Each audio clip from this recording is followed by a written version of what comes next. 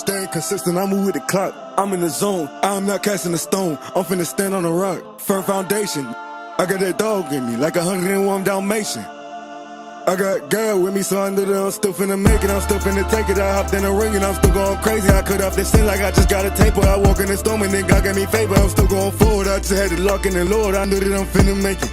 Though my old self, he got deported. Shout out to the king and I'm finna take Let's get it.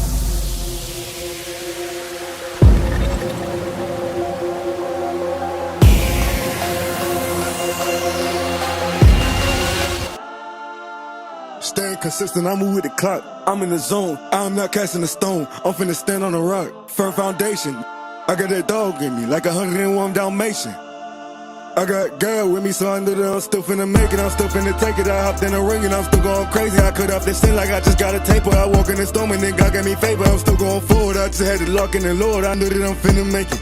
Though my old self, he got deported. Shout out to the king.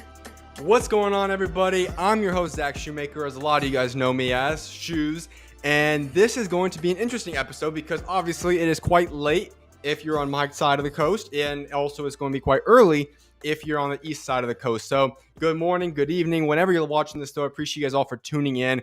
The reason that this show time is a very odd timing than usual is due to the fact that unfortunately I won't be able to do the second show this later on this week. I'm going to be out of town. So hopefully we'll be able to get into a more consistent schedule on the Monday, Thursday episodes consistently when I get back next week. Next week, obviously, I'm not sure exactly it'll be Monday, but we'll see. But pretty soon we'll get back into a consistent schedule nonetheless. So I know it's also been a few days since I was last on here. So I want to make sure I got a show in before I went out of town.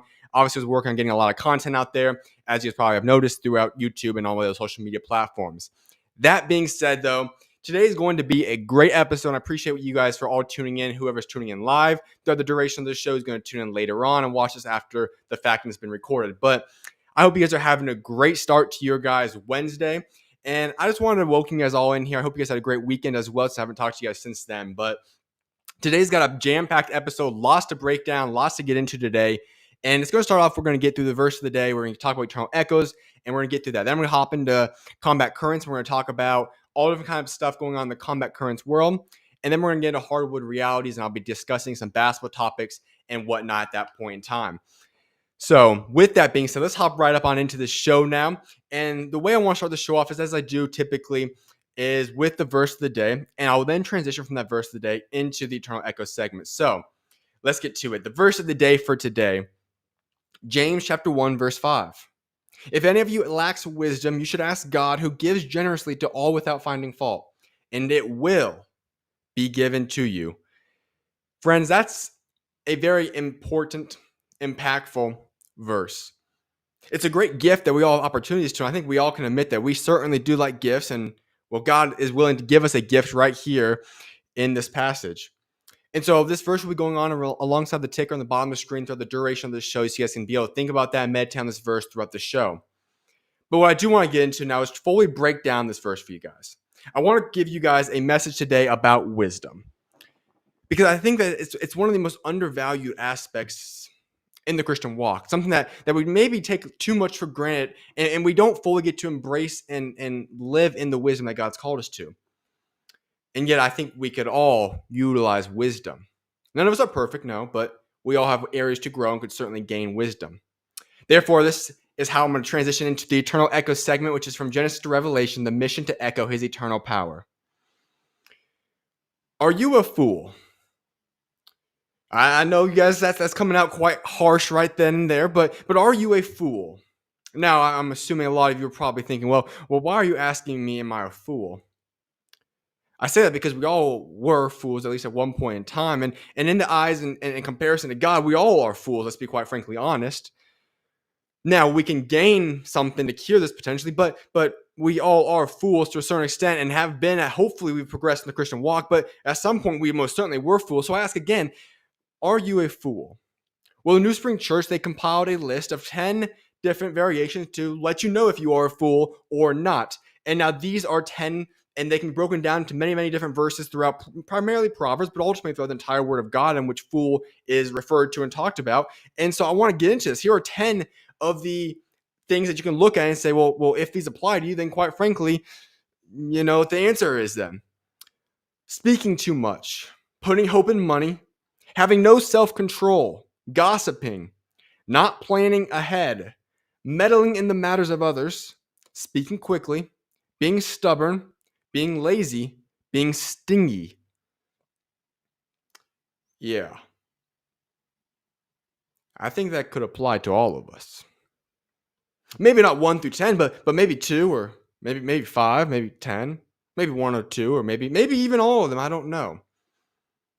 I could say that before my Christian walk, quite a few, if not all of those, actually were applied to my life. Maybe a couple I'd take out, but for the most part, yeah, I most certainly was a fool. And I look at this today and I say, well, even in these past 24 hours, I've certainly struggled with a few of these things. That's to be sure. And I would hope and I believe that as God has transformed me, I've gained wisdom from Him. Well, friends, then what's the cure to this? Well, the good news is that there is actually a cure for this and every other foolish desire that's listed throughout the Bible. And the good thing is that we all have access to it, and that is wisdom. Wisdom is the cure to foolishness. There's nothing else better. That is the answer, and we all have access to it. Because James chapter 1 verse 5 reads this: if any of you lacks wisdom, you should ask God, who gives generously to all without finding fault, and it will be given to you. It will be given to you. God's words will never return empty. He will speak truth. He does not know lies. He is not a part of lies. If he says it will be given to you, that answer is that it will be given to you. It does not matter what you have done, what you just did. It does not matter what issues in life you have had. It does not matter if intellectually you might not be as blessed as per se your neighbor or somebody else that you are aware of. That does not matter, because God says you should ask God, who gives generously and without finding fault, and it will be given to you. So you don't have to be afraid if you are foolish, because there's a cure. Now, I want to take a little sidetrack note real quickly here, because in the Word of God, there is a difference in it, and I always emphasize this because we do take a lot of things out of context within the church today. And I want to make sure that this is made clear before I diverge and get into specifically what I want to get today's message about. And that there is a difference with the Word of God between wisdom and word of wisdom. All right, I know that's probably complex right there for a lot of people, but there is a difference. Okay, word of wisdom is one of the 9 charismatic gifts of the Spirit that is listed in 1 Corinthians chapter 12. Now, these gifts are ones that once you become a believer in Christ and the Spirit fills you, you are then gifted these abilities. Now, some might have one or the other. Some might have multiple. Some maybe don't even have any of them. But there are 9 gifts that people refer to them as the charismatic gifts. And these gifts are much different than just the typical gifts you might read throughout the rest of the Word. Now, a lot of these are discussed throughout the Word of God, but to the extent in which they're a little bit different. And so when always wisdom is discussed in the Word of God, you have to be certain which one it's talking about. Now, wisdom is the primary one that is discussed. However, the word of wisdom is discussed. And so you might be asking, well, what's the difference then? Well, let me tell you then. This is the difference between word of wisdom and wisdom. In the Bible, wisdom is the ability to identify the best way to achieve a goal, while the word of wisdom is a spiritual gift that provides guidance and solutions. Let's break it down a little bit more for you. These are the direct definitions that I found. Wisdom, in the Bible, wisdom is the ability to see the big picture and understand the relationship between each part. It's a God-given discernment that comes from prayer and is centered on God. In the Old Testament, wisdom is centered on the fear of the Lord, while in the New Testament, it's centered on Christ. Now, to be specific there, it still involves the fear of the Lord, but it's a little bit different, obviously, okay? So just want to make that clear. Now, word of wisdom, the spiritual gift, is this. The word of wisdom is a spiritual gift that provides supernatural guidance, facts, and solutions. It's a speaking gift that involves understanding and applying biblical truth to life situations. The word of wisdom works in conjunction with other revelatory gifts, such as the word of knowledge and the gift of discernment. All right. So that's just to give you guys a little bit overview over that. So now let's hop into what I want to talk about today, okay? Because we're not going to get into the charismatic gifts, the 9 of those gifts that the Spirit provides us. That can be maybe something I will discuss on another show. But today I want to talk about all of us, because we all do need wisdom, as I talked about just a few minutes ago. And so I want to make sure that I'm talking today about the wisdom that we all have access to, because that is what matters, because each and every single one of you guys listening to this segment has the ability to possess and attain wisdom. And I want each and every single one of you guys to be able to live in wisdom and grow in wisdom, because trust me, there's not many things better than that. It is such a blessing to be able to possess this gift.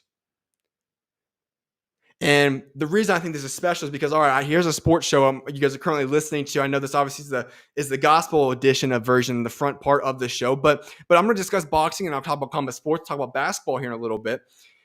And when we talk about these athletes, a lot of us say, well, shoot, yeah, I'll be honest with you. I would like to be playing in the NBA right now. I'd like to be a professional fighter. I'd like to be in the NFL, MLB, or something along those lines. But let's be quite frankly honest. I am not 7 foot tall. Nope, that would be a gift that God equipped some certain individuals with. Or I don't have an insane vertical, or I'm not extremely strong, or extremely fast or quick, or any of these facets.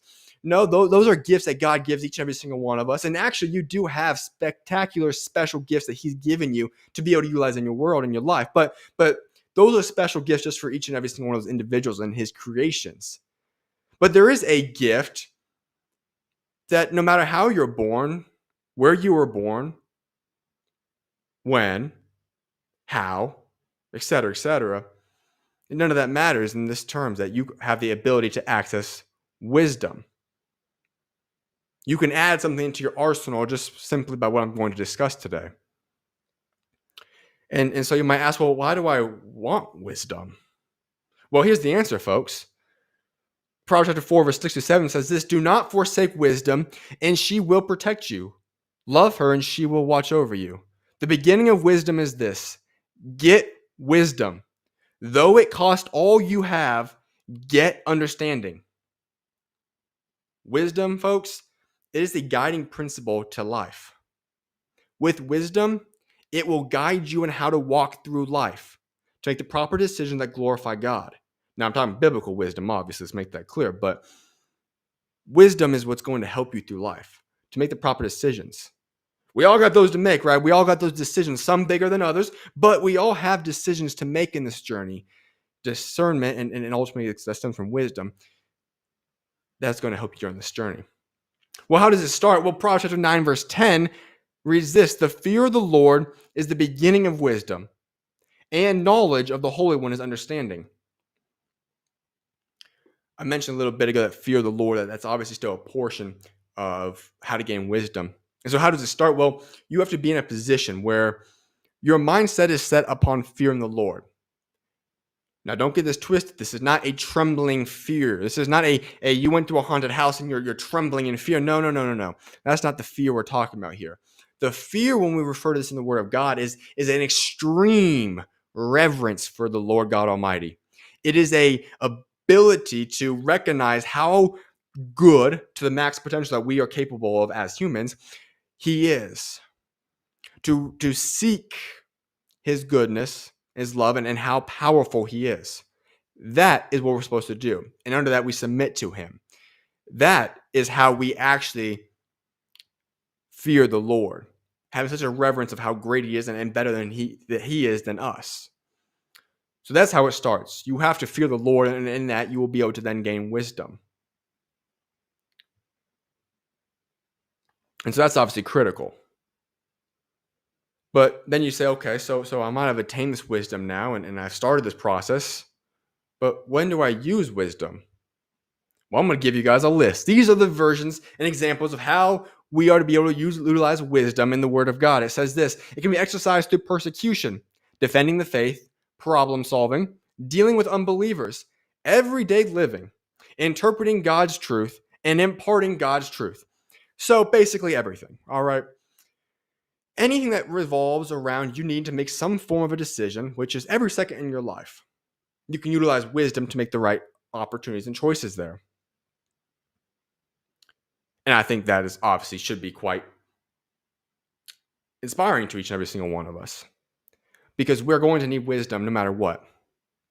And so I want to go into another little section here, and I want to talk to you guys about something that as I oversee and I look at the church in this world as a whole, I think there has become a misunderstanding when it comes to the mental capacity of some.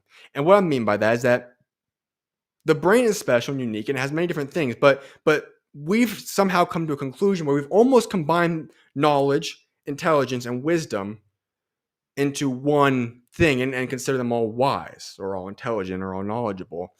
But quite frankly, folks, those are very, very, very different things. And one is far more valuable than the other too. And so you might say, well, okay, so what is the difference then, Zach? Well, here's the difference. Knowledge is the accumulation of facts. It's information, understanding, or skill gained from experience or education.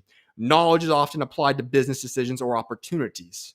Okay, so that's knowledge. And then you go head over to intelligence. And intelligence is the ability to acquire knowledge, the ability to learn, understand, and apply logic and reason. It also includes the ability to recognize patterns, plan, solve problems, and make decisions. Intelligence is often associated with academic learning and logical thinking. And then we get to the most important one, which is wisdom. And wisdom is the experience of applying knowledge meaningfully in life. The ability to use experience and knowledge to make sensible decisions and judgments. Wisdom is often associated with life, experience, and insight into human nature. It includes emotional regulation, knowing what's important, moral reasoning, compassion, humility, altruism, patience, and dealing with uncertainty. Wisdom is more valuable than anything of a gift because to utilize the gift in which God's given you, you're going to need to have wisdom. Otherwise, you won't be able to utilize that gift to the full potential. I'll talk about that in a second, because before that, I actually want to get into what I just explained, but in the Bible actually is written. In 1 Corinthians chapter 1, verses 18 to 31, Paul writes this. This is a little bit lengthy, but I want this to be able to be meditated upon and to actually understand what we're talking about when there's a difference here, because this is why it gets confusing. I'm going to really get into this here in a second, because this actually gets me a little bit energized, because we have allowed ourselves to start to look at a lot of people in this world that don't have wisdom, but have intelligence, and that's not always right. And I'll explain why after I read this from Paul in 1 Corinthians chapter 1, verse 18 to 31. It reads this: "For the message of the cross is foolishness to those who are perishing, but to us who are being saved is the power of God.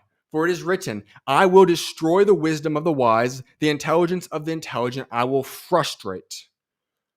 Where is the wise person? Where is the teacher of the law? Where is the philosopher of this age? Has not God made foolish the wisdom of the world?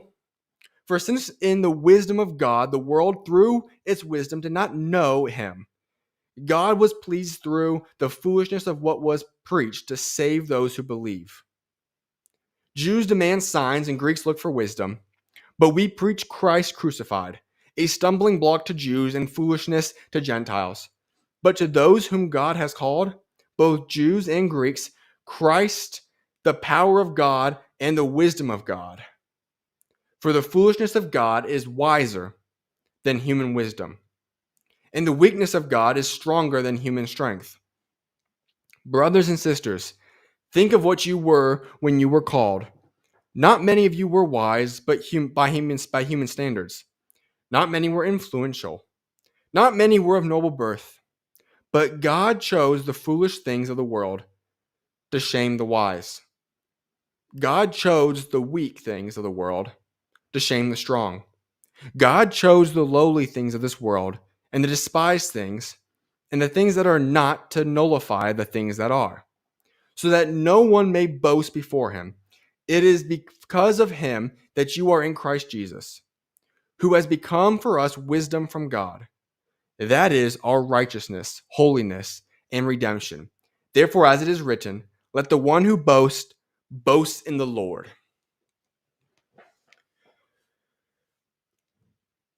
Do you guys see what I was saying right before I read that?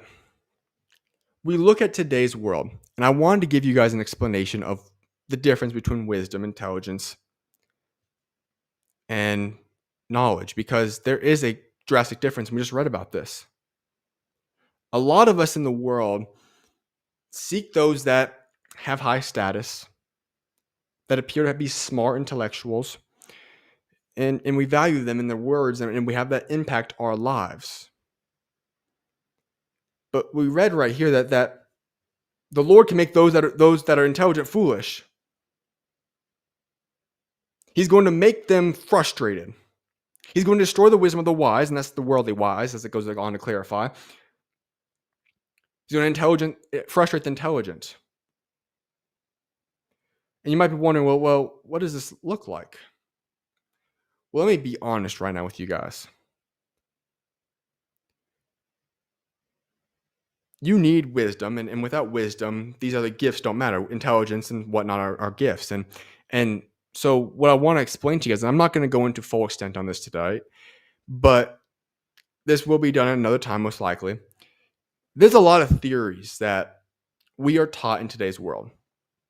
There's a lot of things that go through the education system, and for those that aren't aware, there is a very, very drastic difference now we have. And you have the secular education system, and you have the biblical account. And the biblical account does actually align with pretty much all the other religious things that were the oldest textbooks ever created, and have been backed up and proven that they actually were around in the first accounts. Okay, so that's good to know. And we all believe in the Word of God anyway, so that doesn't even matter for those that are believers. However, in America, we are one of the most constricted countries when it comes to our religion and being able to teach the biblical account, even though the other stuff is not proven either. However, because of quote unquote intelligence and things that have been done, studies and whatnot, we have now been taught, and our kids and us have all been taught these certain things in our schooling life that are against the Word of God. You can back up many, many things in the Word of God from countless things that we're actually taught that go against Scripture. But they'll say these are intelligent folks that have gone through and studied these things and whatnot, and they decide to pursue it, but they ignore all many other wisdom and wise people that have gone and studied it also to prove in the biblical account. And so what we're left with is this situation where we're learning from these intelligent folks. Now, that is true. They were gifted with intelligence. However, due to the lack of wisdom, they were not able to access the full potential of that gift of intelligence. And when you don't have wisdom, you don't have discernment, you don't have understanding of how to follow God's word. And what's occurred now is that the enemy has been able to grab hold of these gifts and utilize them so that they can't reach the full potential that God created those gifts for. And so what we get is now confusion. We get deception, and that's what we start to see more and more so being taught in the education systems, more and more so taught throughout the world, is this deceptive narrative, the deceptive aspects of the enemy, when quite frankly, they're not accurately true. And so I wasn't going to go name specific ones, but I think you guys can come to account. I'm talking biblical account, everything that falls underneath that category. Yeah, that's what I obviously believe in. End of discussion. The one that controls weather is God. The one that has the creation is God. All things stem from him. There was not an atomic bomb boost and whatnot, the Big Bang Theory, all those different aspects. No, that's not how it all went down. We have, quite frankly, how this world was pretty much created in the Bible. And so what we need to realize is that we put a lot of high-ranking status upon those that have intelligence in this world, but we're not looking at it as if they have wisdom. And so what I have to advise people on is this: if those that are wise but lack Christian biblical wisdom are the ones that are primarily influencing your life, then you probably need to discern a little bit and figure out if that's what God's really calling you to. Now, I want to clarify, this is not saying don't ever talk to those that are wise or anybody else or anywhere else in this world, because I'm a firm believer, and you should be able to talk to everybody, but utilize the gift of discernment to recognize what is truth, what is not, so that you can be a civil person, because our job is to, at the end of the day, go talk to those that are not believers, and therefore they won't have wisdom in those situations. So you have to use discernment. And you can always learn something from every conversation you have. Remember that as well. There's never going to be a time that you talk to somebody and there's not something you can possibly gain from that conversation. So whether that's right or wrong, maybe you can just narrow down source and say, well, that's not the right answer. But there's always something you can gain from a conversation. So don't forget that. We need to make sure that we have discernment as we go throughout this journey and this walk with him. And well, how do you do that? Well, you need to seek wisdom as much as possible. And you can seek wisdom by reading the Word of God. It's who you communicate with. It's who you are listening to. Don't just use smart people, as I said, but utilize the Word of God and wisdom. As you gain wisdom, you will have more discernment. All right. So I saved this last portion I want to say for last with you guys. The reason for that is because this is a very important thing that does come from wisdom. However, this cannot be the reason that you pursue wisdom. And that's why I want to save it for last. I'm going to use the story of Solomon now, because there's a lot of blessings that come from wisdom. However, if we approach God in our asking request for wisdom with a heart for ourselves to gain worldly possessions, God's likely not going to bless that desire for wisdom. That's not what God wants us looking for. Wisdom is to be able to follow God in his word. However, wisdom oftentimes does lead to worldly possessions by the blessing of God, because he's bestowed upon you wisdom and how to make proper moves in life. That's not a guarantee, but that's often how we see it throughout the word of God. So I want to get this last portion because it's very clear, and I want to make sure I emphasize this cannot be your focus. If this is going to be this is going to be a selling point, I get to possibly get wealth, I can make good financial decisions, I can become powerful. No. That can't be what entices you for wisdom. Because that is not guaranteed to happen, but it could happen. And so let's go to Solomon. We go to the Old Testament. We're learning about David's son, Solomon, and he pleased the Lord and asked God for wisdom. So if you don't know the story, Solomon is here sleeping one night. He has a dream. God approaches and appears to him in a dream. And in that dream, he says, well, Solomon, what do you want from me? And Solomon asks and requests that he wants wisdom. A very wise choice. And that pleased God, it says in the word. And so God not only answered Solomon's prayer, he answered it beyond all expectation. Because Solomon did not ask for riches and honor or a long life, but God gave him those also. Now, this is fast forward into the New Testament, but this is almost an emphasis we look at Ephesians chapter 3, verse 20, in which Paul honored God, saying to him, now to him who is able to do exceedingly abundantly above all that we ask or think. This is exactly what Solomon experienced. God's ability to do far beyond all that we ask or think. Remember this, folks. It has to come from a position of surrender to God. And when our mindsets are set on the right thing, in and through that mindset that we are then attained and attached to God, that he will then be able to work in and through us. And oftentimes we get to experience these blessings that God bestows upon us, and he's giving us them. And then we have to go give them back a lot of the time too, because it's not ours at the end of the day, but he's going to give us these blessings far exceeding far more than we could have ever imagined or ask or think of. So Solomon wisely asked God regarding his character, not his possessions,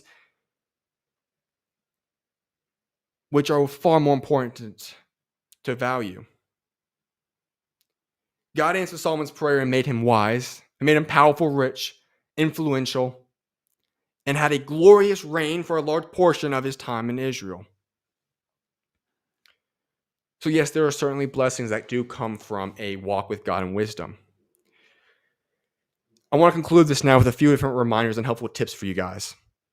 The first one is that the good news is that I start off with, all wisdom is found in Jesus.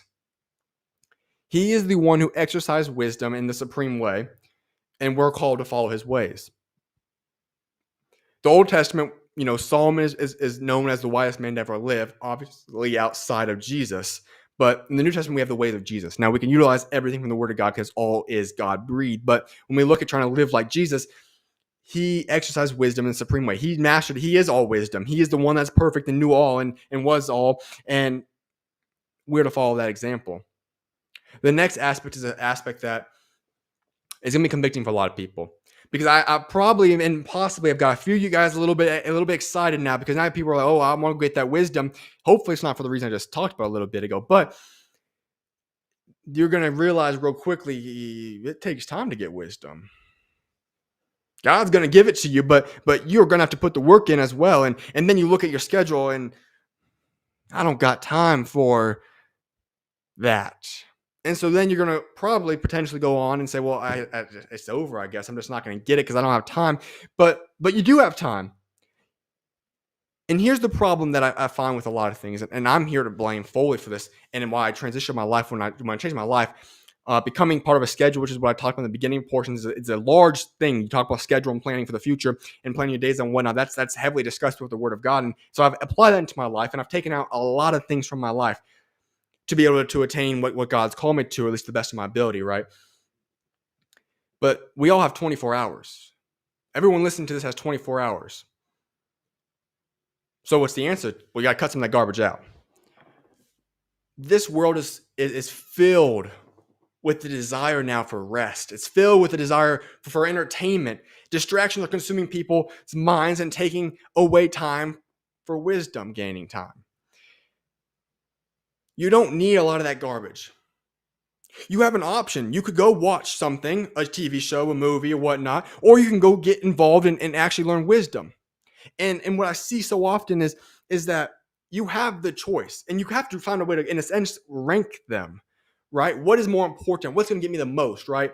Because we all have 24 hours. It's about how you're going to utilize those 24 hours to get the most out of your day. And wisdom should be a primary focus of that day, because ultimate wisdom is time with God and whatnot. So you have to recognize and see, okay, if I want to gain wisdom, what are some things I can take out? One, you could say, well, scrolling on social media, that's not going to get wisdom. You could add in that watching movies, TV shows excessively, all those aspects. Yeah, that's distractions. There's ultimately, you gain nothing from that, even if it's a movie that is based on a true story or whatnot. It's only about 50% accurate anyways. You're not really going to gain wisdom. In fact, you're actually going to gain falsity. And then you have to go verify if that's actually false or correct, and what parts were false or correct, creating more work for you to do if you're ever actually going to utilize that movie production for your life to actually gain intelligence, wisdom, or whatever the case may be. So that's why I like to say I'm going to go all in and actually just learn things that are wisdom. I don't really watch movies or TV shows any longer. Not saying that's what you have to do, but you have to make choices now in your life. How are you going to make sure that you gain as much wisdom as possible? Because gaining wisdom is going to help in your life and every decision that you make. The next helpful reminder I want to give you guys is a specific quote I found that I found really interesting from David Guzik. Even though a person speaks the supernatural wisdom of God, there is no guarantee that people will listen to it. The crowd murdered Stephen. That's a biblical story if you guys aren't aware of that. God might bestow upon you wisdom, but you don't have to go around thinking and believing that everyone's going to think, believe, and you're going to be able to transform the lives of every person. No, that's not how it's going to work. Our job is to be the light, and when God calls us to do something, we're supposed to go forth and carry out that mission for God. God will then take care of the rest. Your job is not to go in there and perform somehow surgery on the heart, essentially, to transform a person into loving Jesus. That's not how this is going to work. No, our job is to be the light, plant the seeds, and let God grow that walk with that person. So don't get flustered or upset when you speak wisdom, you have wisdom, and people want to challenge you, don't believe it, don't accept it. It's all right. You know the truth. You can utilize that by discernment. You might have more to learn, so always be aware. And that's why I say utilize discernment so you can grasp what you need to grasp from a conversation. But don't be flustered or upset because other people aren't going to accept and conform to the wisdom. Because ultimately, you do know that your wisdom is biblically based and is therefore accurate in truth. Another one that is a misconception in this world. Just because one is old does not mean they are wise. A lot of cultures have established the principle that the older you are, the wiser you are. No, that's actually makes zero sense at all. That couldn't be further from the truth, actually. And let me give you a biblical example here. Solomon, the guy we just talked about, so wise. He expanded the kingdom of God and Israel to the furthest extent as ever was established to. And then it started to fall apart. He started off the wisest man ever, writing the books of wisdom that we have in the Old Testament, and then he fell in the back half of his life, and the ending of his life should specify, and he fell into sin, and by the end of it, his relationship with God was almost non-existent. There was grass separation. He was now worshiping other gods and taking part in other nations, disgusting actions, and he had countless wives and concubines and so on and so forth. It was quite disgusting to see, but Solomon did not gain wisdom because he got older. How you gain wisdom is how you utilize each and every single moment of your life. Now, could you be extremely wise if you're older? Yes. Because the desire and the hope is that me by tomorrow night and myself in 10 years and 50 years and 50, 60, 70 years out, that if God wants me still being here, obviously, is that I will be wiser then than I am now. That's only guaranteed as if I continue to pursue the word of God day in, day out and grow in wisdom. If I stop growing in wisdom, I start living my ways, I'm not going to become wiser. I'm going to become more foolish, idiotic. So don't just take wisdom because someone's older than you. Maybe they can give you experience or whatnot, but take wisdom from godly people that have godly wisdom. Because it needs growth and fine-tuning daily for your entire life. We'll never know it all, and we always need to diligently seek wisdom. So how do you continue doing that throughout your life? Well, first of all, make sure that you're listening to the Lord. You can do that via prayer or reading his word, listening to messages, surrounding yourself with wise people, etc. And two, you got to keep asking God for wisdom. God, can you help me provide me with some wisdom here, God? I've already opened up your word now. Help me to learn and grow in wisdom as I'm about ready to learn this word. I'm about to read from you. Speak to me and what you want me to learn. That's a prayer you can say before you read your word every day. And that can help you to gain wisdom because like we talked about, if you lack wisdom, he will give it to you. So to conclude this is a gift that we all have access to. If you truly surrender to God and ask for wisdom, it will be given to you. And these blessings I discussed could start to unfold in your life as long as you continue to pursue it. And why do I know this? Because James chapter 1 verse 5 reads this. If any of you lacks wisdom, you should ask God who gives generously to all without finding fault, and it will be given to you. I appreciate you guys all for tuning in to this Eternal Echo segment. This will be available, and I'll post this separately as well in the very near future. But I just want to appreciate you guys all for tuning in for this part of this segment. And I'm going to go on a short break as you guys are able to reflect on, meditate on what I just discussed.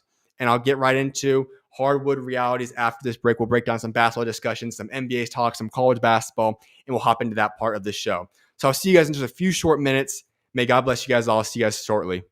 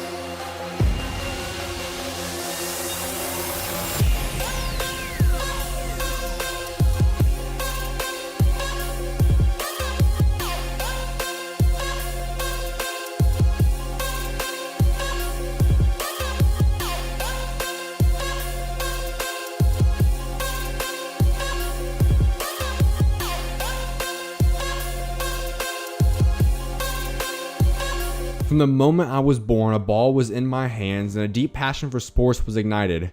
My dream was to play the game for as long as possible, but God had other plans.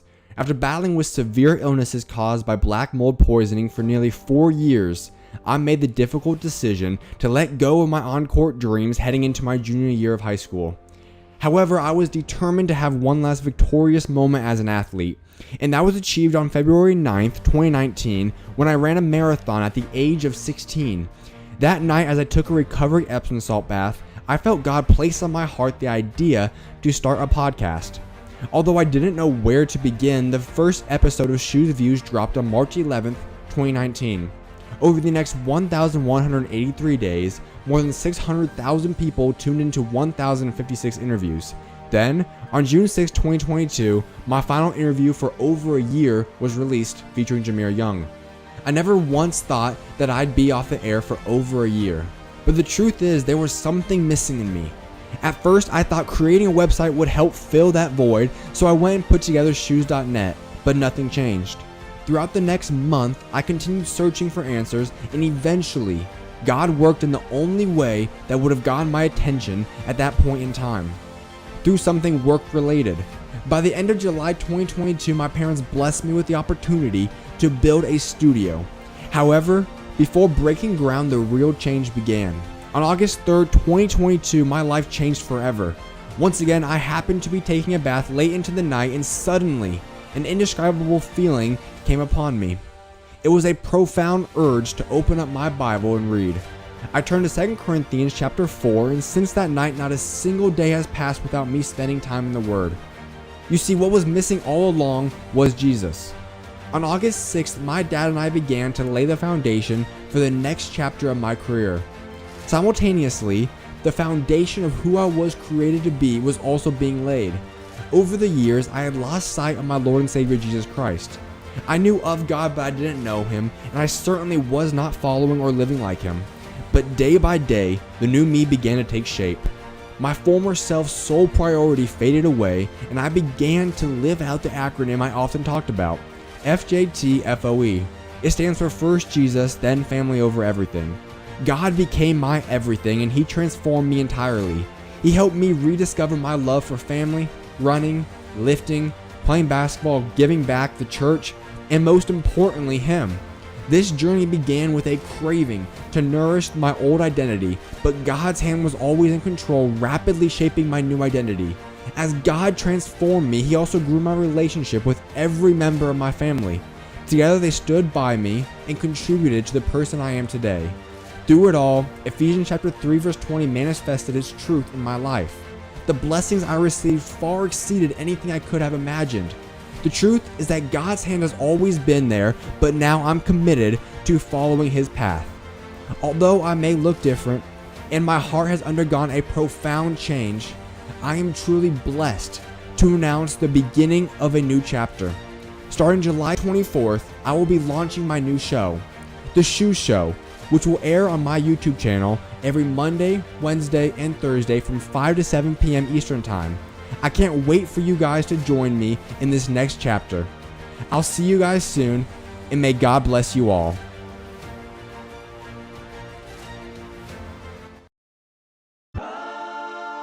Staying consistent, I move with the clock. I'm in the zone, I'm not casting a stone. I'm finna stand on a rock, firm foundation. I got that dog in me, like 101 Dalmatian.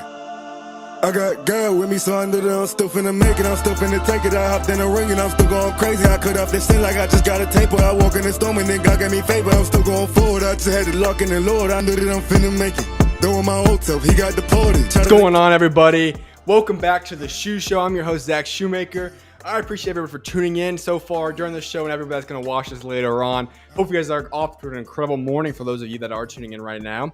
But this next part of the show is the Hardwood realities portion, where the raw authenticity of the Hardwood echoes truth. There's a few different things I want to get into today. 4 specific topics I'll break down for you guys. Number 1 is we're going to go into the college basketball world a little bit. And I want to get into this. I know the answer is not officialized, and I know this has not officially been given out. We don't know the confirmation if this is going to occur yet or not.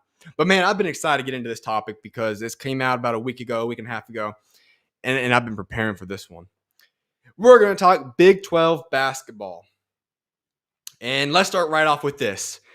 The Big 12 and UConn are in discussions for Huskies to join the Big 12 in football in 2031 and all the sports in 2026, sources told Action Network.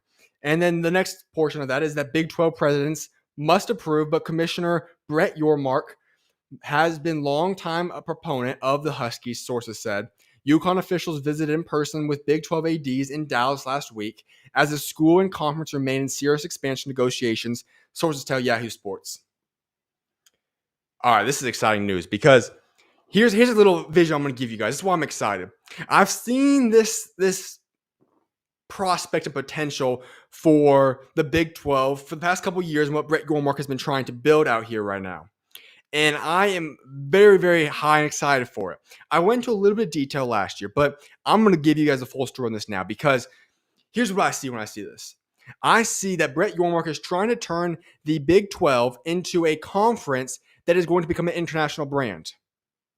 What he's trying to do is build a mega conference, far maybe even bigger than what the SEC is for football, and such a dominant, powerful basketball conference that it becomes a global attraction around the world.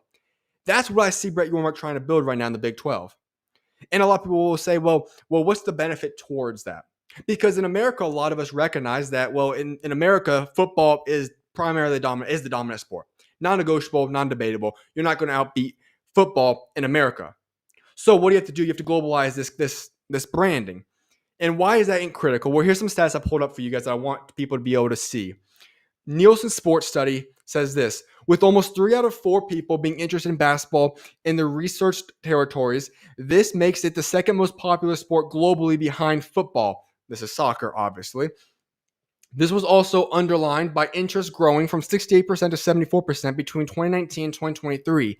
Globally, basketball interest is projected at 69% with over 3.3 billion fans aged between 16 and 69. The levels of interest are even higher among 16 to 29-year-olds within the 18 markets, with an incredible 4 out of 5 people below the age of 30 all interested in basketball. This result represents an eye-catching 10% increase since 2019. Countries such as Indonesia, the Philippines, China, and the UAE were all particularly high for this age group, alongside European markets such as Spain, Germany, and Great Britain. All right. So I read these stats to you guys for a reason. This is because a lot of people don't really understand the impact of globalness, right? Because a lot of people are so nationalistic centered on what is going on and booming in America. Rightfully so. You make sense. It's what you're living in. But when you look at it from a business perspective, if you have the opportunity to go global with something, that opens up the revenue and avenues for really infinity. You don't really know that the sky's the limit in that situation. And when you talk about the sport of basketball, basketball is a top 2-3 sport in America. But when you look globally, it is also the top 2 or 3 sport in nearly every country around the world. I say nearly because obviously not specifically that, but a lot of them. And then you get to a country like China, in which it is the most dominated sport, most fan-favorited sport in China. And that is critical to understand because if you can create a product that is entertainable and entertaining to people around the world, this can become a global business. And that's what basketball and college sports is becoming now. And so what I've seen Brett Yormark doing right now is he's trying to build something here. Because opposed to a sport like football, which is American dominant and pretty much irrelevant around the rest of the world, also similar to something like cricket when you see that in India, basketball is truly a global sport. It's a global brand that has opportunities to reach people throughout the world.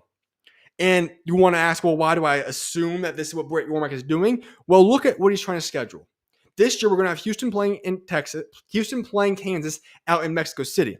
And if I'm not mistaken, I couldn't find the exact 2 teams when I was putting this together, but I know there was rumors, this maybe I just heard them, that they're going to be looking to play a game in Canada in 2026, if I'm not mistaken. And if we're going there, I wouldn't be surprised to see potentially a European game, a China game, et cetera, et cetera. And that's why I see that Brett Yormark is clearly trying to build an international brand here with the Big 12. Because there's a lot of money potentially going to be involved here. And this is the part that he's having to try to talk into these ADs across the country, and the Big 12, I should say specifically, that when you're talking about building this brand, a lot of them are so football-centric. They recognize the power of football in America, and they want to make sure that each of these programs have football. They have this, and they have that. Well, let me keep it real with you guys. The Big 12 is not going to be the SEC or the Big 10 for football. It's just not happening. The gap is significant. Now, especially when the ACC falls apart, the Big 12 essentially is number 3. Great positioning. That's huge for you because if you can be number 3, that would be huge for you and become far and away the number 1 conference for basketball. That'd be mega. And so what Brett Yormark's going to have to try to do is talk each one of these ADs and boards to make sure they say, okay, I see that. I see the potential for revenue here in the Big 12 for basketball because we can make this a global aspect, a global brand. And through that, it has a potential to surpass the financial earnings that college football does because of the global stage that basketball has. Now, that is not always something I could say is guaranteed to happen, or I even say it's likely to happen. No, but it's possible. It's certainly possible because of so many eyes you could then bring into the sport, far surpassing what's just been built here in America. So I can tell that that's ideally what Brett Yormark's looking to do right now. And I'm all for that. I think it's a brilliant idea, and I think there's a couple years away from this actually happening. So what must the Big 12 do to make this all come to fruition? Well, first of all, what I suggest is that the Big 12 needs to ensure that these ADs get on board with this. The ADs that are currently holding up this UConn process need to give in and let Brett Yormark do his job and get this deal done. They need to stop complaining about the football aspect, buy into what he's building. He's done an incredible job already. I don't think any of us can dispute that. Let him build this thing special in his vision, his plan, and I have a good feeling it's going to work out well. So you got to get them all to buy in. And well, what are they buying into then? Well, here's my new look Big 12, specifically after the ACC blow-up occurs, okay? This is potential, all right? Now, this is going to be a little while, but we're going to discuss, first of all, what we already know. There's 16 teams. They're not going anywhere. Arizona, Arizona State, Baylor, BYU, UCF, Cincinnati, Colorado, Houston, Iowa State, Kansas, Kansas State, Oklahoma State, TCU, Texas Tech, Utah, and last but not least, West Virginia. All right, so we got 16 teams currently locked in there. Already a loaded basketball conference when you look at history, legacy, coaches, players, potential players, NIL funding, so on and so forth. Big 12 is already the best conference in the country, in my opinion. But how do we make this something that's truly going to be appealing around the globe? Well, step one, you get this deal done with UConn ASAP. That's first and foremost. It should have already been done. You got to get this deal done soon and quickly. I don't see why it's not done already. Get UConn in this conference. You add that brand, the back-to-back NCAA champions, this really gets spicy out there in the Big 12. We're not done here, though. Just let me get started here. The other part to this now is, all right, so this is the part that does get confusing. I can understand why this would be a dilemma. The other one I would like to see them add is Gonzaga. They shut that down last year in the meetings because they couldn't get behind them because they didn't have football to any extent. Remember the UConn deal that they're going to bring football in 2031. Gonzaga has no football whatsoever. So you can't bank on them bringing something in the future when you got nothing there yet. So the problem with Gonzaga is that you're going to be lopsided in some way, shape, or form unless you get another team that comes in and does not have another sport. Because in basketball, let's say then when UConn brings in for football, right, then you're going to have one more football than you have for anything else. And Gonzaga wouldn't really make sense for that addition in that situation because they don't have football to evenly match it out then. However, if you bring Gonzaga in, well, then you have lopsided teams for basketball. Now, you could obviously make this work, so it may not be the biggest deal in the world. But if you can add Gonzaga in here, this really gets spicy. That's why I would love to see that happen. However, I'll give a little bit of leeway here. And another team that I would have my eye on for the Big 12 is if Gonzaga does not work out, you want to get a West Coast team. And California would look real nice there.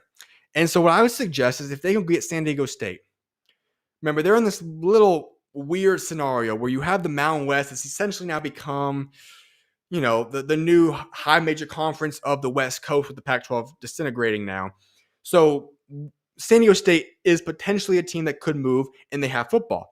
So if you could potentially bring in San Diego State, I would be A-okay with that instead of Gonzaga if that's what they're all worried about. That's a team I'd look at, but preferably I'd have Gonzaga in there. All right, so we got those teams in there. We're essentially, regardless of what that looks like, we're at 18 teams now. Potentially 19 if we can get all three, but I don't think that's going to happen. So what do we do then? Well, we look at the ACC. They're currently in litigation problems right now, trying to separate this ACC, headed by Florida State. They're the ones driving this whole thing. When they get out of this deal, it blows up the ACC, similar to what happened in the Pac-12. Now, the ACC will not be disintegrated because they have a lot more depth of teams. They also have teams that's not going to leave the deals. So the ACC is still going to remain intact. They'll just have to add in teams. So it won't be disintegrated, but it's not going to be no high major conference. Let's make that clear. So what do we look at then for potential ACC teams to the Big 12? Well, I'll say two to begin with that I know are not going to happen or likely not going to happen, but I would have these two instead of some of the teams I'm going to say. That is North Carolina and Miami. We'll love those two to be in the Big 12. Likely it's not happening. It seems that they are bound for the SEC. So when this all goes down, those two should be going over, shifting to the SEC, essentially eliminating the Big 12 from doing that. Now, if you could get North Carolina, Miami in there, absolutely bring them into the Big 12. That would be huge. So they're off the table for me. So who do I want then? Here are my four teams. I want to add in from the SEC, ACC, getting the Big 12 to 22 total teams for basketball. I want Duke. I want Syracuse, Louisville, and I want Florida State. I will suggest and say that I'm okay if Florida State is shifted for Virginia for that final spot instead. Not a big fan, but I could also understand Pitt. But Florida State, I like them preferably. But like I said, Virginia, I have no problem with them coming into the Big 12 either. Duke, I mean, you're talking about probably, I'd say Kentucky, Duke have the two biggest global brands currently. They have a lot of players from the teams that have gone out and have international brands that then can go talk about their teams and hype up Duke and Kentucky. So Duke, you're bringing in already a global brand, one of the most recognizable teams in the entire country, and you're adding them into this. Then you bring in Syracuse. We know their history, self-explanatory. Louisville. Here's the thing. I'm very high on what Pat Kelsey's built now in Louisville. I like what they're doing. I think he's going to get them back on track. They would be a team I would like to see back in the Big 12. You get Big 12 funding there. You get them playing in this conference. And if Pat Kelsey's the right coach for this team and gets them back on track, Louisville's a playmaker. They're going to be huge. And that would be a massive brand to have in the Big 12. Florida State, you get another Florida team up and on in there. And that would be massive for them as well. So that's essentially my 22 teams that I'd like to see there. A lot of people are going to look at me right now and say, well, what about the other school that's rumored that we all know about and I'm purposely leaving them out? That's Clemson. I don't want Clemson in the Big 12. It makes zero sense in my opinion. When you talk about Clemson, okay, that has to be essentially based upon the fact that you want them for football. I just talked about we don't need a football. That's not what the Big 12 needs to be done about. It needs to be about basketball. You can have football and be good at it, go put some money into that, all of course. But it needs to be about basketball. And secondly, are you really going to make a team that's not very good at basketball? Overall, they have some decent years here and there, but they're not, you know what I'm saying? They're not Big 12 level. There's obviously a gap between them and these other teams I just listed. Are you going to bring them in just for football when you look at the trash that they're putting out there right now? That's not a team that you should be trying to bring in just for football reasons. So I'd have no desire for Clemson. It makes no sense. They're not good there for basketball. And football, it does not look good. It's pretty out there. So no, I don't want Clemson in there. That's just my opinion. I don't want them in there. Here's some stats about what this conference would then be. You would then have 9 of the top 23 winningest programs in college basketball history. You would also have 13 of the 43 winningest programs in college basketball history. And if the flip between Florida State and Virginia happened, then that would make it 14 of the 43 winningest programs in college basketball history. That would all be going down in one conference.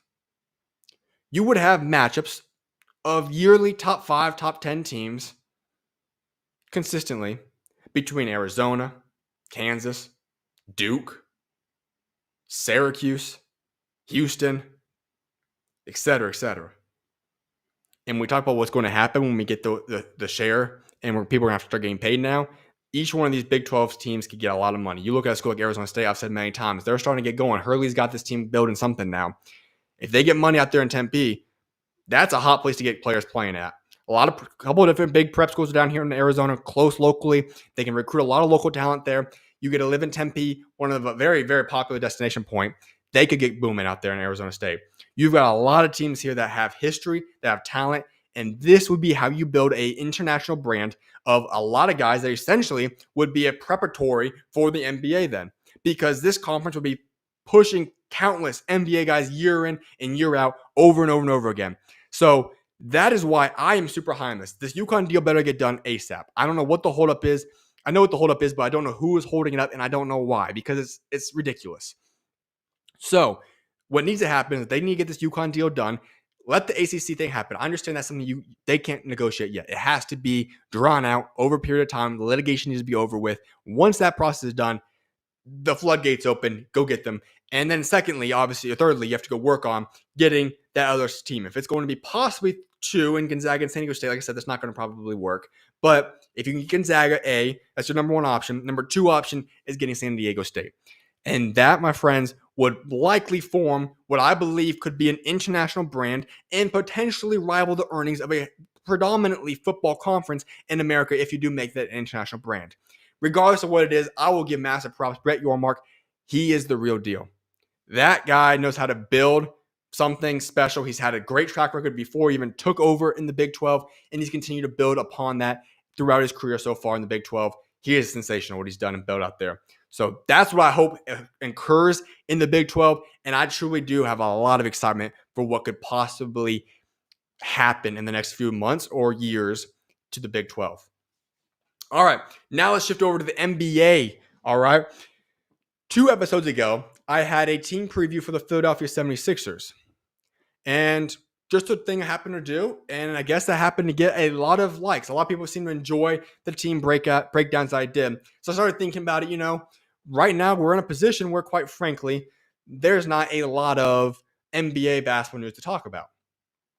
So why not go into these team breakdowns? I enjoy doing them, and I think a lot of people enjoy them as well. So I'm going to give you guys 2 different breakdowns today that I want to get into. The very first breakdown today will be the LA Clippers. All right, so we're going to get into the LA Clippers. I'm going to break down this roster, let you guys know what's going on.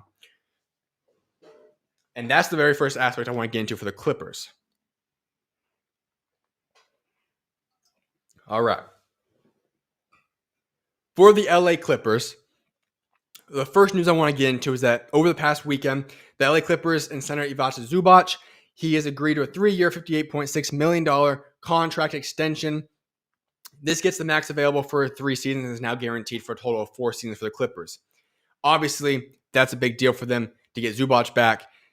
He's been the cornerstone foundation for that center spot there in LA for the past quite a few years now. Pretty much solidified himself as that guy, a franchise center. He's not obviously an Embiid or whatnot, but he's been a very good, reliable center. That being said, that's just one of the final moves I'd say for locking this roster. So let's break down this LA Clippers roster for the 2024-2025 NBA season. You look at this team, and immediately when I look at the depth chart, when I look at this roster, what I think will be the roster in the depth chart, I just have to admit this might be the best defensive team in the league. Certainly, you have the likes of the Boston Celtics, and you have these other teams that have elite defense from top to bottom. Time will tell who's the best, but there's no reason this Clippers team is not firmly in the discussion there. A very, very great defensive team. That being said, outside of the defensive component, there are obviously a lot of concerns. I think it was a good offseason for what they could have done in replacing a superstar player of Paul George's caliber. You don't really win those scenarios. You can only try to make it the best you can. And I think that's what they did. Because this is a team that when I look at it, I don't think they're going to win a championship. I don't consider them a legit contender. But what I do see is a team that certainly can make the playoffs, but it does hinge upon the health of Kawhi Leonard, which is something that you don't really want to be in a situation to do if you're a fan. The knee situation is obviously a massive concern. When Kawhi is healthy, he's one of the premier players in the NBA. We know that. You don't get much better than Kawhi Leonard. But we saw the issue, and now it has to be concerning and draw attention of whatever the USA situation was. Now, we don't know the full extent to that, so I'm not going to speculate and give every detail about that. However, obviously something was wrong. And if that is something that's going to continue to carry on for the LA Clippers, as it has the past 4 years, then this is something that, it's not going to go pretty. Because you take Kawhi off this team, and it's really not going to look good. But let's look at this roster. So for myself, the starters I have, and this is a deep team. That is something I also give them. They're a very, very deep roster. I don't know exactly if this is going to be the starting lineup because a lot of these guys fluctuate. I can give you guys the guarantee. The locks for starters, I think, would be James Harden's going to be a starting point guard. And then Kawhi, he will be starting, and Zubac will be starting, okay? You got those 3 guys solidified. For me, what I look at right now, I think a lineup that could work is a Terrence Mann, Derrick Jones Jr., then at the 2-3. Derrick Jones Jr. was a very good pickup for them, had an incredible year, his best career season out there in Dallas last year. He comes over, an incredible defensive option, improved his 3-point game. Obviously, we know he's extremely balanced. He's always been that. He shifts into that starting spot. And then you have Terrence Mann, who I think could take another jump. I've always loved what he brings to the team, but he's had to play a role. Now there's a lot more opportunity to be that guy this year. And so I could see Terrence Mann taking that jump. However, in the same breath, I see a potential that we have other guys starting here. You could easily run out a Batum starter. You could also run out Norman Powell starting, who I think actually has a good chance at doing just that. Chris Dunn could also be a potential spot starter, although if we're going to go for him because his defense, I don't see why Derrick Jones would not start over him. So that's what I got for your starting lineup. But then this bench is where it gets interesting. You got a guard battle going on currently between Kevin Porter Jr. and Bones Hyland. The Kevin Porter Jr. situation is tragic. It's not something I really want to get into today. Not a fan of what he did at all. Obviously, it's disgusting. And to be back in the NBA is one thing. I am, do I think those kind of guys should be in the NBA again? No, I don't. However, I have to grade this because he's in the NBA. The NBA allows that to happen, and it's not the only team that does it. I'm not going to act like that. We have a situation on Charlotte with Miles Bridges. All right, so this isn't something that's just a rarity situation. So I'm not just going to throw Clippers underneath the bus here completely. But end of the day, I have to look at what the roster is, and you have Kevin Porter Jr. He's a talented player, but he's a locker room headache. Now, hopefully this past year has changed a lot of things for him. If it has not done so, then this is going to be a chaotic situation having him there. I don't think he's going to last very long. But if he has changed himself, then this could be one of the most undervalued pickups in the entire offseason. You're talking about a guy that has the capability to get buckets. You put him in position to be able to do just that. And so you have Bones Hyland, KPJ battling for that backup guard spots. And, it's interesting. Bones Hyland is another guy that he's had ups and downs. He has the ability to score at will. He's also not the most playable guy in tight, important situations. So we'll have to figure that out. Not necessarily the highest on the backup guard spot, but that's what they have right now. What I do love that shooting guard spot, you're battling between Norman Powell, Terrence Mann. You can go offense, you can go defense, you can go a mixture, whatever the case is. I like those two guys. That's a very, very solid group there. And then you throw in the youngster too. I'll just throw him out there, Cam Christie. I like that pickup a lot. I don't think he's going to be a guy that's going to contribute too much to this team this year unless things go sideways and they're going to be rebuilding.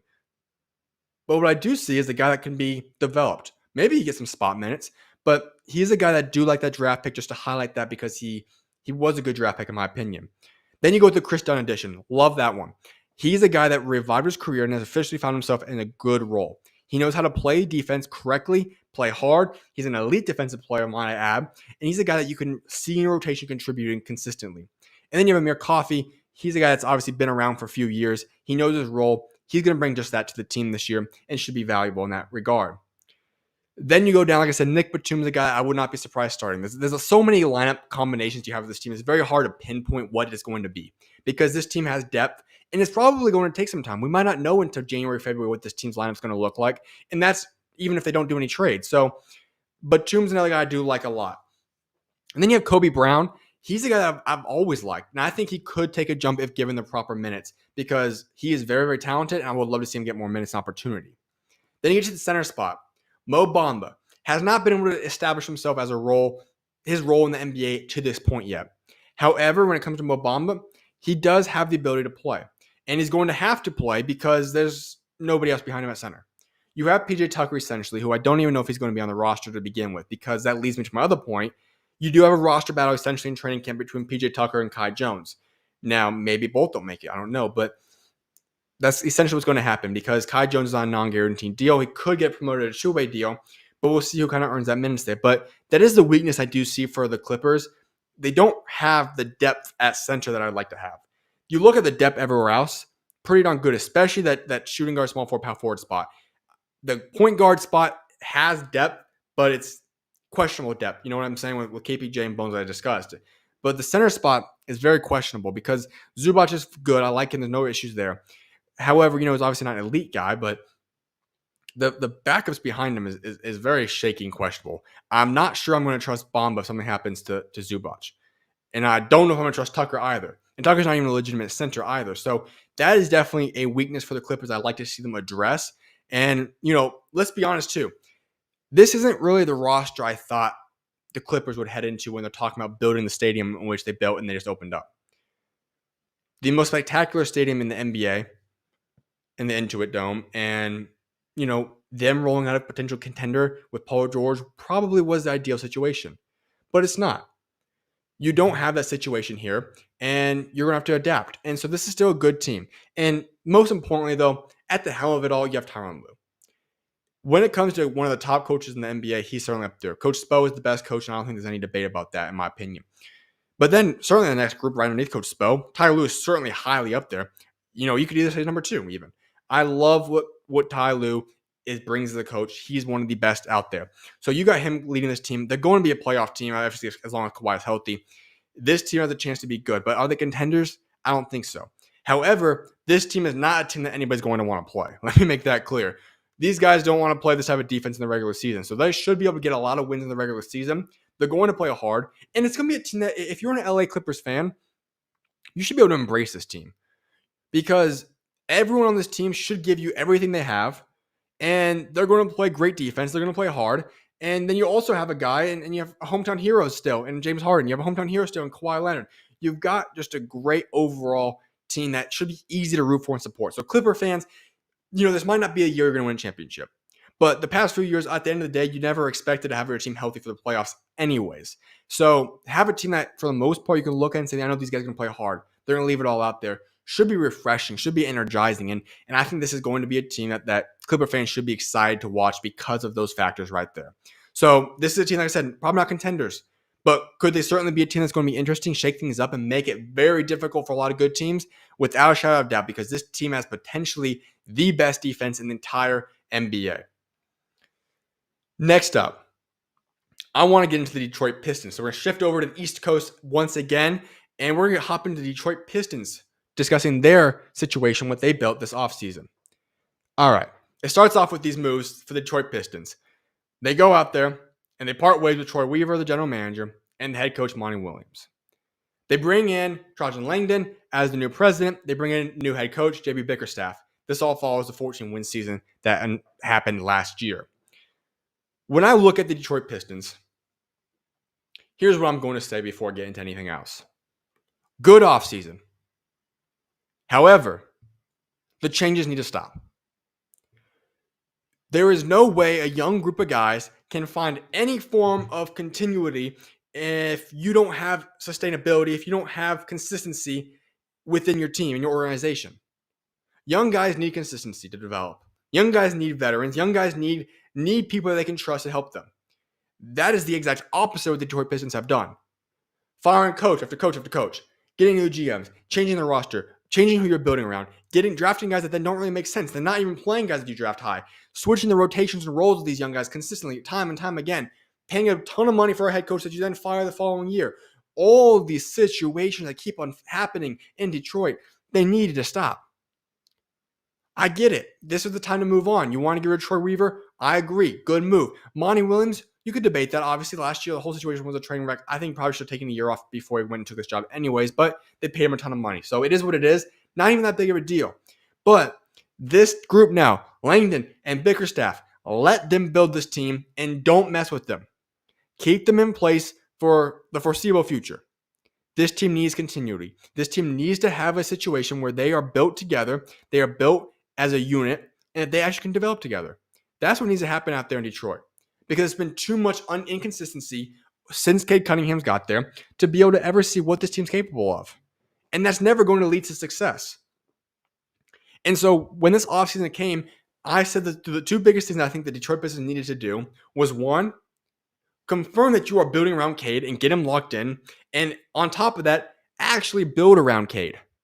Not just have Cade as your best player and a bunch of dudes that just happen to be on the roster alongside him.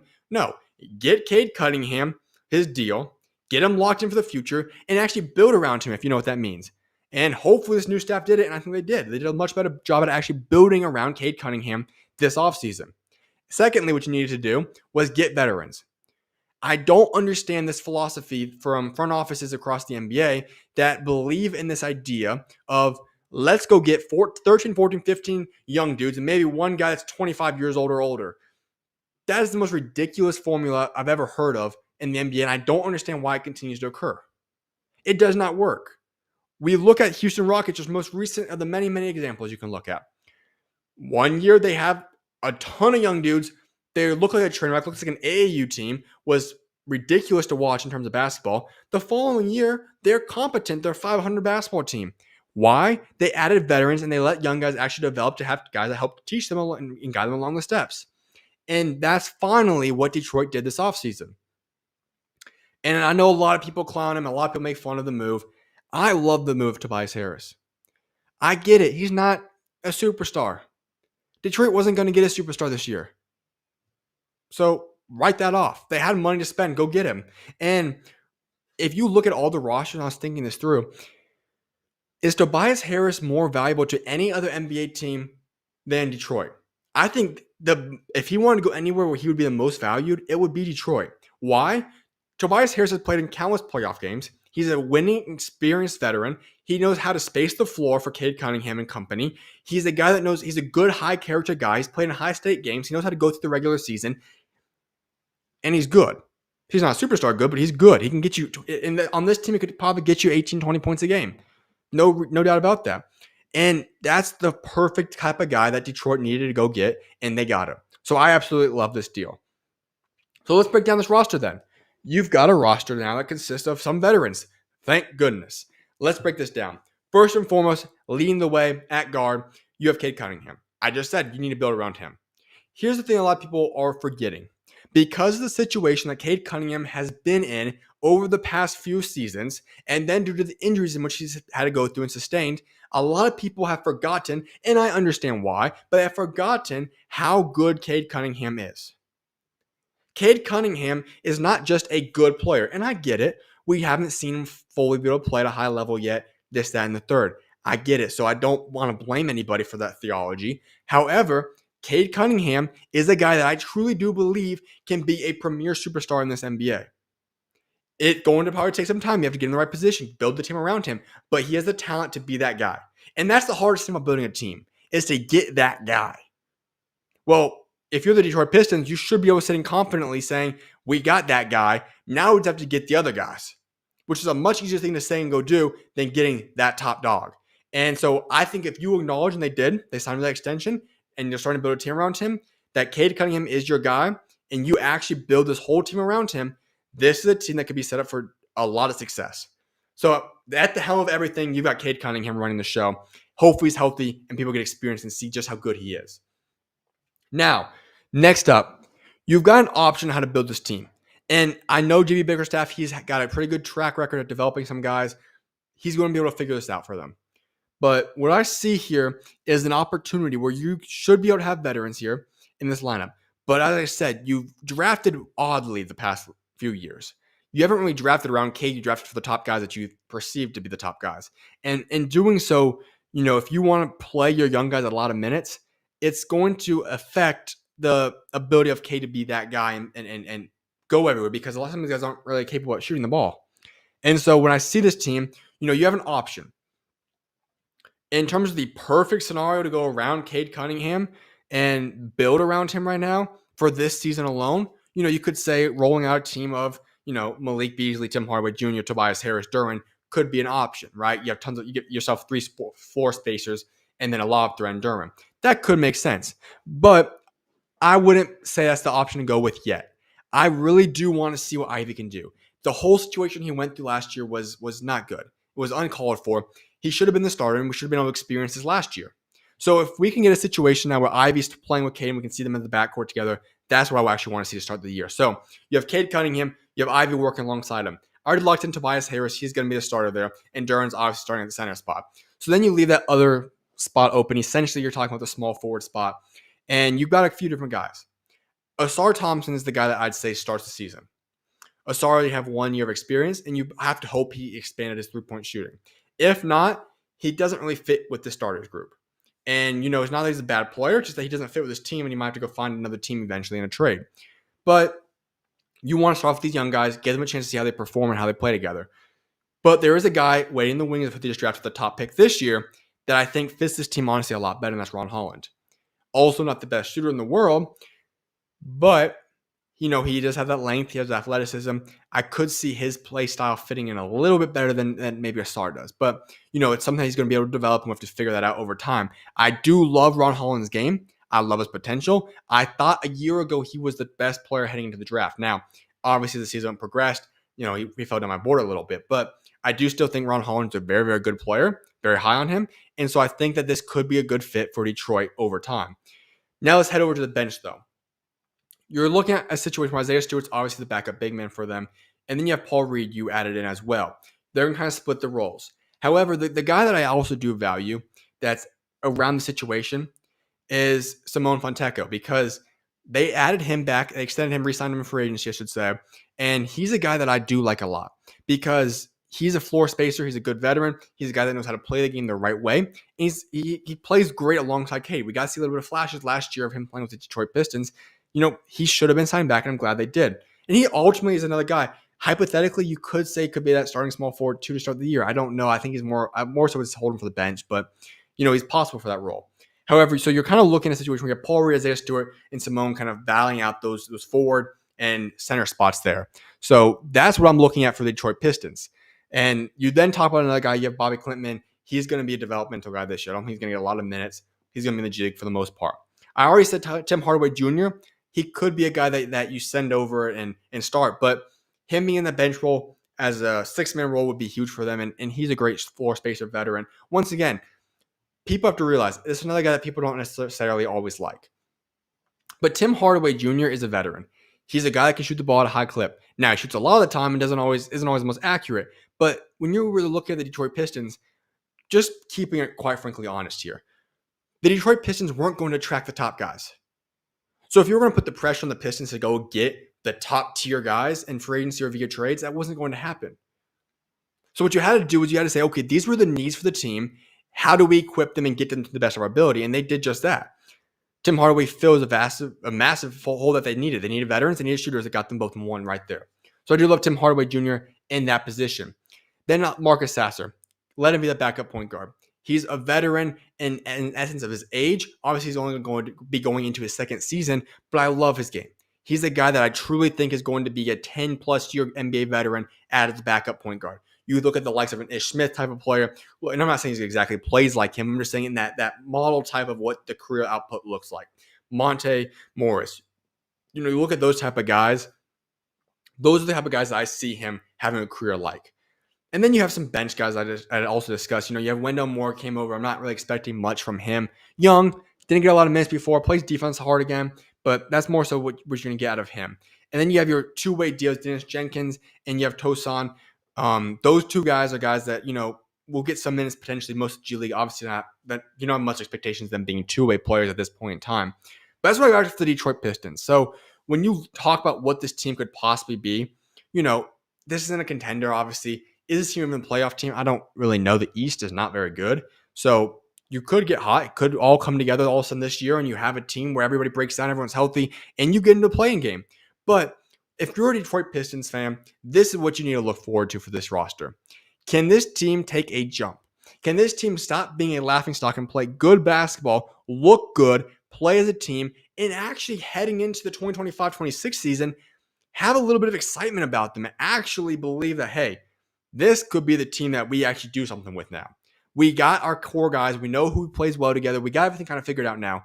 Now we can build around this team and actually build towards something that we have an idea about. This is still a little bit more of a feeling out process for the season. So I don't want there to be expectation this is going to be anything spectacular. But I think they have it, and I want to see it to confirm it, that this Detroit Pistons team has solidified a foundation. They build around that, and then they go and actually get prepared for the 2025-26 season in which they can make a playoff push and potentially become somebody that actually is a factor to some extent. So that's really what you got to look for the Detroit Pistons. Improvement, do they look better?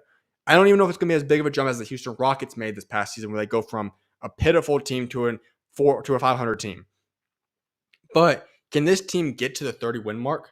Can this team get to at least the 25, right? But can we get to the 30? If that's the goal, that they can get to the 30-win mark, I think that'd be a very, very big success for the Detroit Pistons this season, and set themselves up for maybe adding another guy in the draft or trading for somebody or whatever the case may be. And like I said, getting ready for 2025-26 when everything kind of comes together.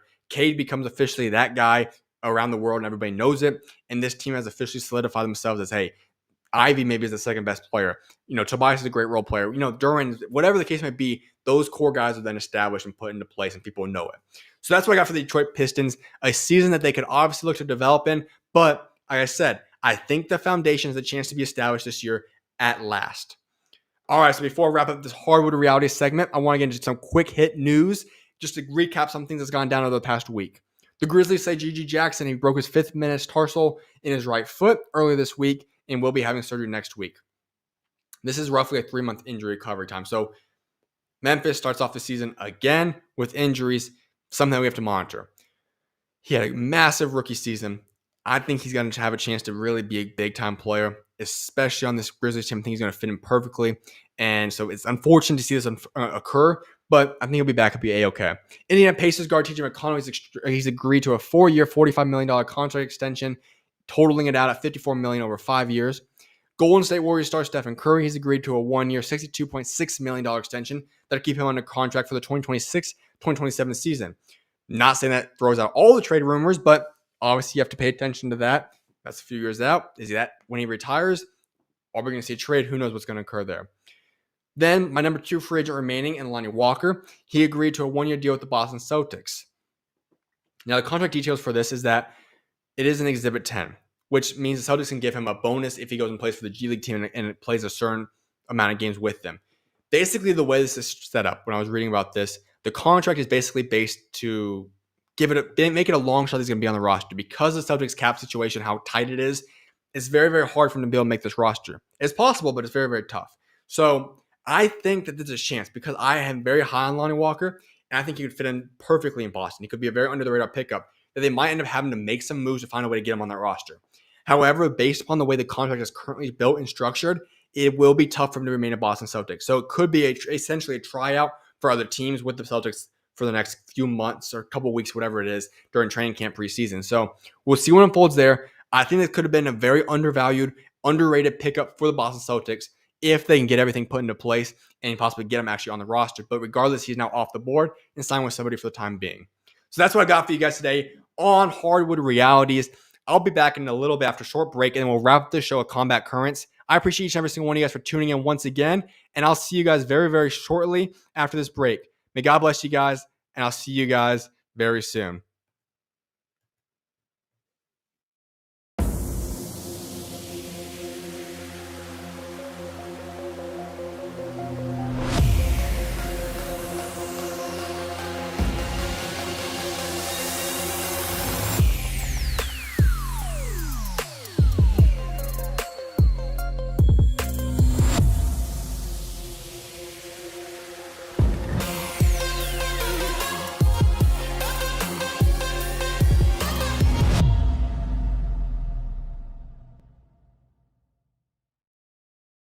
From the moment I was born, a ball was in my hands and a deep passion for sports was ignited. My dream was to play the game for as long as possible, but God had other plans. After battling with severe illnesses caused by black mold poisoning for nearly 4 years, I made the difficult decision to let go of my on-court dreams heading into my junior year of high school. However, I was determined to have one last victorious moment as an athlete, and that was achieved on February 9th, 2019, when I ran a marathon at the age of 16. That night, as I took a recovery Epsom salt bath, I felt God place on my heart the idea to start a podcast. Although I didn't know where to begin, the first episode of SchuZ Views dropped on March 11th, 2019. Over the next 1,183 days, more than 600,000 people tuned into 1,056 interviews. Then, on June 6, 2022, my final interview for over a year was released featuring Jameer Young. I never once thought that I'd be off the air for over a year, but the truth is there was something missing in me. At first, I thought creating a website would help fill that void, so I went and put together SchuZ.net, but nothing changed. Throughout the next month, I continued searching for answers, and eventually, God worked in the only way that would have gotten my attention at that point in time. Through something work-related. By the end of July 2022, my parents blessed me with the opportunity to build a studio. However, before breaking ground, the real change began. On August 3rd, 2022, my life changed forever. Once again, I happened to be taking a bath late into the night, and suddenly, an indescribable feeling came upon me. It was a profound urge to open up my Bible and read. I turned to 2 Corinthians chapter 4, and since that night, not a single day has passed without me spending time in the Word. You see, what was missing all along was Jesus. On August 6th, my dad and I began to lay the foundation for the next chapter of my career. Simultaneously, the foundation of who I was created to be was also being laid. Over the years, I had lost sight of my Lord and Savior Jesus Christ. I knew of God, but I didn't know Him, and I certainly was not following or living like Him. But day by day, the new me began to take shape. My former self's sole priority faded away, and I began to live out the acronym I often talked about, FJTFOE. It stands for First Jesus, then Family Over Everything. God became my everything, and He transformed me entirely. He helped me rediscover my love for family, running, lifting, playing basketball, giving back, the church, and most importantly, Him. This journey began with a craving to nourish my old identity, but God's hand was always in control, rapidly shaping my new identity. As God transformed me, He also grew my relationship with every member of my family. Together they stood by me and contributed to the person I am today. Through it all, Ephesians chapter 3 verse 20 manifested its truth in my life. The blessings I received far exceeded anything I could have imagined. The truth is that God's hand has always been there, but now I'm committed to following His path. Although I may look different, and my heart has undergone a profound change, I am truly blessed to announce the beginning of a new chapter. Starting July 24th, I will be launching my new show, the SchuZ Show, which will air on my YouTube channel every Monday, Wednesday, and Thursday from 5 to 7 p.m. Eastern Time.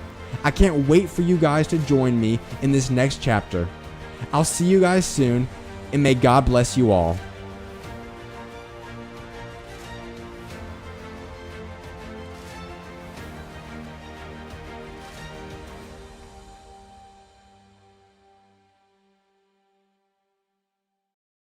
There is a funny aspect about you, and that's the fact that I don't think you necessarily even tried to, but there's been countless times in your brief NBA career already that you've made it viral. You've made memes of yourself, whatever it might be. One of which was in the midst of that 40-point streak. You obviously broke LeBron's record, and you made your comment saying about, well, I'm not really a LeBron guy, I'm a Kobe guy. And I don't think you even intended that to go viral. Now you have that. Nah, not at all. There's your Steve Nash moment during the Summer League. We know that aspect. I think that was after the second year. You had a fine, obviously, at one point. You have your branding that you've now done. When you look at all these, like, do you ever intend to expect something to go viral or be funny, or does you just end up happening, and then by the time you get back on your phone, you're like, oh, this already just went down, dang. Bro, that's crazy. No, not at all. No, because even with my brand, like when a random person asks me, because you know, random people always see like, oh, he's so serious, and I'm just like, bro. And then I say it all the time. Like I say it no matter what. And I said it at one time and it blew up. And I was like, I mean, I said it, I've been saying it every time. Like somebody asked me that. So then you know, that blew up. And then the Kobe thing, I was just being honest. I mean, it's no disrespect to LeBron. Obviously, I love looking at LeBron playing stuff like that. You know, he's done a lot for the game and stuff. But it's just me being a fan of basketball, me growing up with Kobe, just, you know, my love for Kobe is like unmatched. So, you know, really that part. So really everything I say, I'm just like, I mean, I'm not really intending to go viral. I'm just speaking what's on my mind at that point. So, you know, if it goes viral, it goes viral. Which one of the things that's happened so far, maybe even one that I've not listed yet, was the most surprising to you? Like by the time you got on your phone, maybe even someone else came and told you about it, where you're like, dang, that really went viral?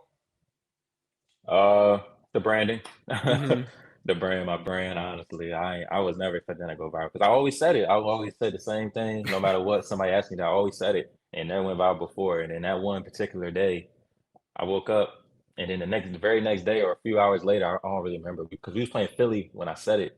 We was playing Philly, and then when I said it, it took off, and I was like, oh man, I was not expecting that at all.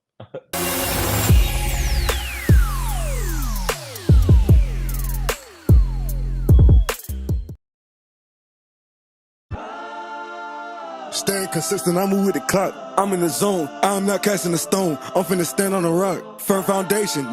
I got that dog in me, like 101 Dalmatian. I got girl with me, so under there, I'm still finna make it, I'm still finna take it. I hopped in the ring and I'm still going crazy. I cut off this sin like I just got a taper. I walk in the storm and then God gave me favor. I'm still going forward, I just had to lock in the Lord. I knew that I'm finna make it. Though my old self, he got deported. Shout out to the king and I'm finna take it.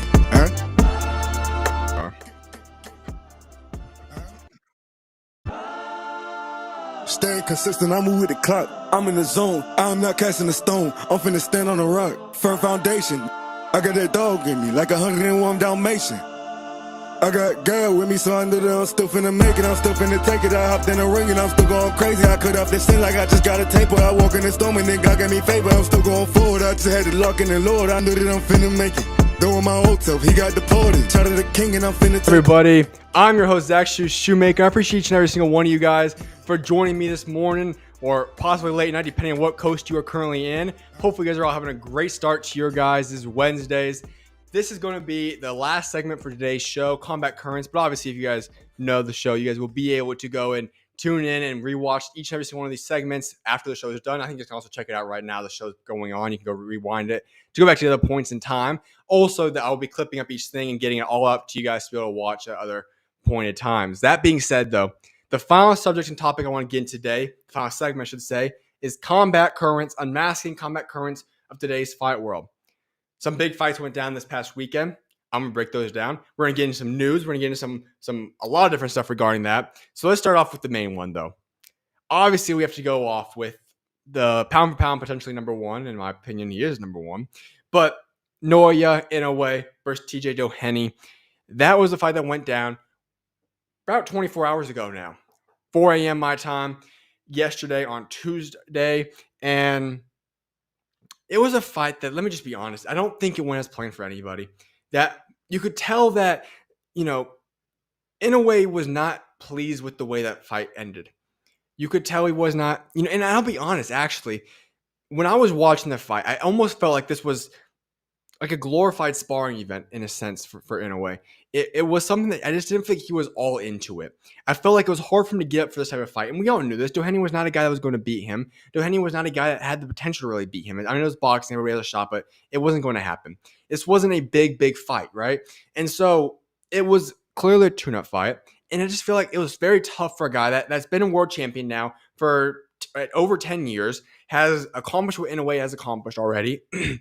Him trying to fight in this situation, this scenario, just didn't seem like it was what he could get up for. It wasn't the same as some of the other big fights he's been a part of. And it makes sense to a certain extent, but, the truth is that he went in there and he dominated the fight and ends up being stopped because of an apparent back injury. So he ended up defending his undisputed championship as to bantamweight. That being said, though, the injury was odd, Obviously, was it something that was just a build-up over time of what resulted in Doheny going down with the injury? Was it a situation in which, it was just the one punch? We don't necessarily have that answer. But regardless of it, Inoue gets out of it a good victory, takes barely any damage. And you could tell he really was in that with the emphasis to work on his defense. And he wasn't really able to do that against Neri, obviously. But a win is a win, even though it was clear not what he wanted to have happen. Now, in regards to the Doheny injury, we don't have 100% confirmation yet what the injury is or was. But what we do know is that in the dressing room, he said the issue was something with the muscle above his hip and that it resulted in his leg going dead. So, hopefully the injury goes well. Obviously, it didn't look very good. You could tell he was in a lot of pain, had to get carried out of the ring and all these different aspects and wasn't look very good in the dressing room. So hopefully, and prayers after him that he's going to be able to recover from that injury and be okay. Obviously, he's up there in age as well, so who knows if he's going to return or not, depending on how severe the injury is. But what you have to ask then is what's next for Inoue? Because after the fight, Bob Arum came out and he spoke about what he has in plans for Inoue. And he said that the fight, in which we're all going to be excited about this one, is that Naoya Inoue versus Junto Nakatani is the fight that's being eyed for a future fight at the Tokyo Dome, according to Bob Arum. Arum also said that Inoue's next fight will likely be the IBF mandatory challenger Sam Goodman on December 24th in Tokyo. Then the plan is for him to share a car with Nakatani in April in Las Vegas, with the idea being to match them down the line. Okay, a lot to dissect there. And in all honesty, that was probably the biggest, most shocking, most exciting aspect was Bob Arum announcing that portion. Because when we watched that fight as boxing fans, we knew what the outcome was going to be. We knew that Inoue was going to walk away with the win there. That wasn't shocking. Now, there could be upsets, of course, but I don't think anybody expected that. If anything, people probably thought the fight was going to get done earlier than it did. However, the fight concludes, and it wasn't a very good fight, but the conclusion of it is that Arum comes out and he announces the thing that Americans specifically have been looking at. First of all, yes, he's going to go fight one more time in Tokyo, is what it is. It's fine. The Sam Goodman thing I'll talk about in a second. Or actually, no, let's get to that right now. Sam Goodman won. Let's just say this. I'm not a fan of that. I don't like it. I don't think it's much different than Doheny. Yes, he's better than Doheny.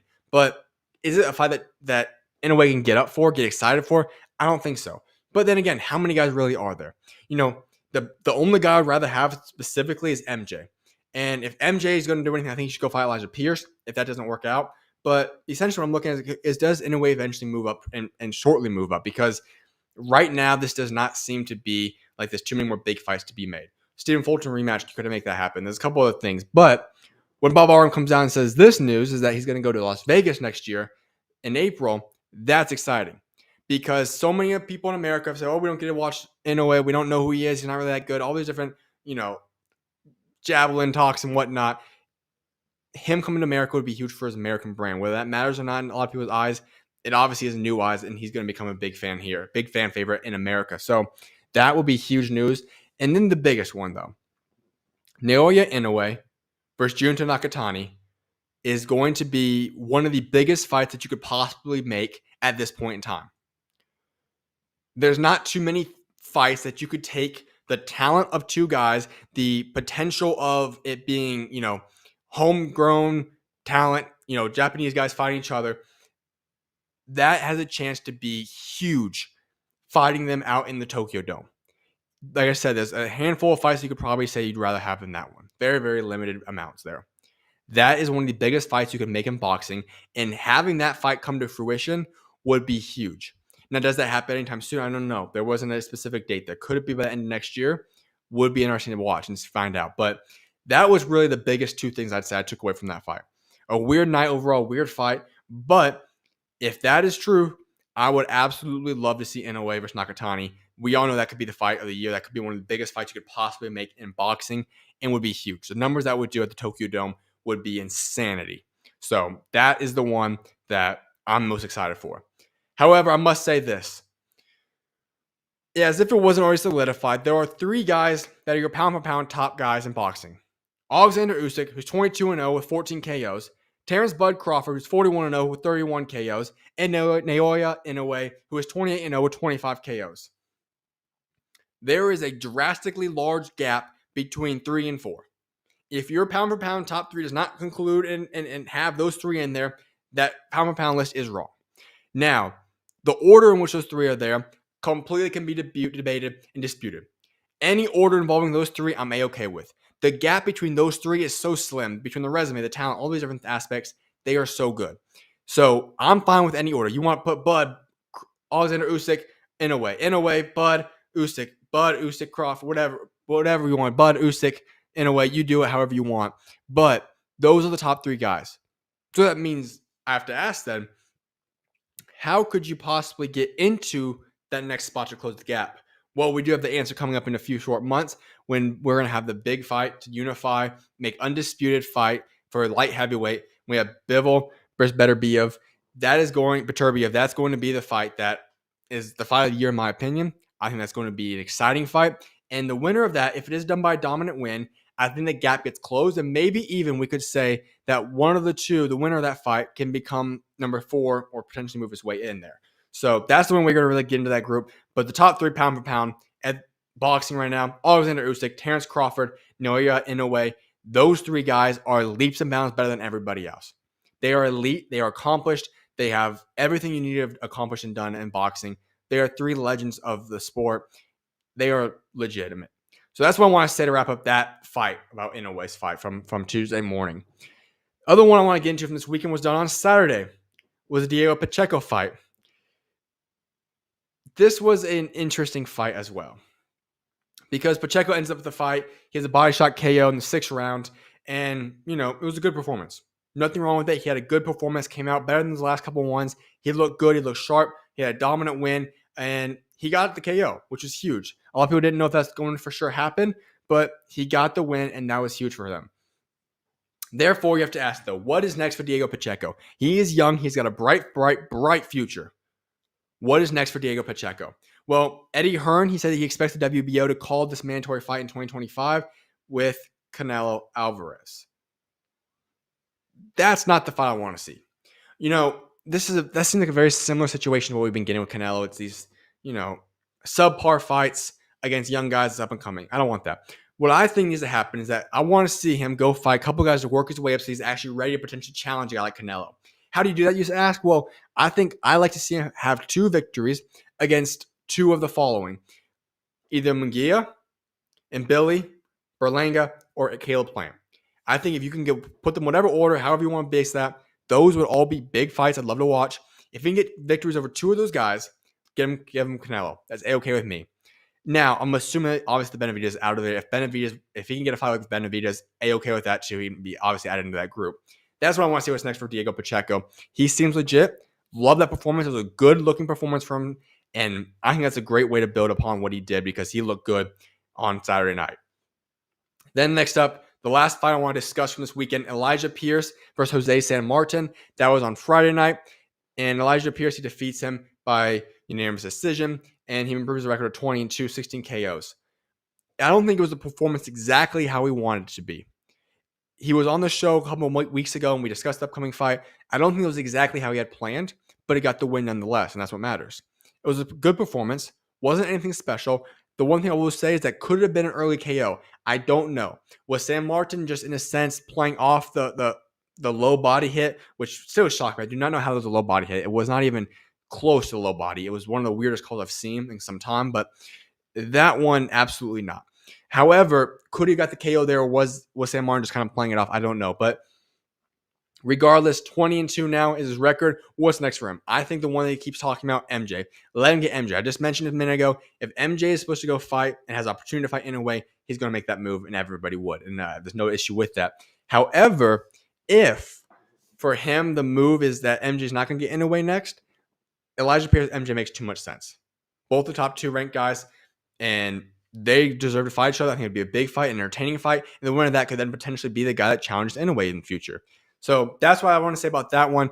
3 overall big fights that involved highly ranked guys this past week, and so that's the breakdown I've got for you guys from the Friday, Saturday, and Tuesday morning of boxing fights from this past week. Next thing I wanted to get into for the segment during Combat Currents, UFC pound for pound #1 debate. Okay. Everyone in the UFC knows the trending love fest, if you want to say, for Jon Jones by Dana White. Now, there's a video, I watched the entirety of it, and it was discussing, I forget the reporter's name, but there was a report going back and forth with Dana White for 13 minutes or so, and it was interesting to hear Dana White go about it, because a lot of me honestly thinks that Dana White's kind of just playing this off. He's a promoter at the end of the day. We know what he's great at. He knows how to promote guys. He knows how to get clicks. He's great at that whole industry. He knows what he's doing. And this has been a trending phenomenon. And we've seen how many times he keeps on promoting Jon Jones. He keeps getting him ready, getting him hyped up, talking about him, talking him up, all these different things. So I get that. It's what job promoters do. But when it got serious in this talk, really was interesting to hear Dana White. It clearly comes down to this for Dana White. Dana White views Jon Jones as active based upon the fact that even though it will be 20 months since the last time he's fought, and it will be one time in 4 years that he's fought, that due to the fact that, he was scheduled to fight, but he got hurt, that means he's active. All right.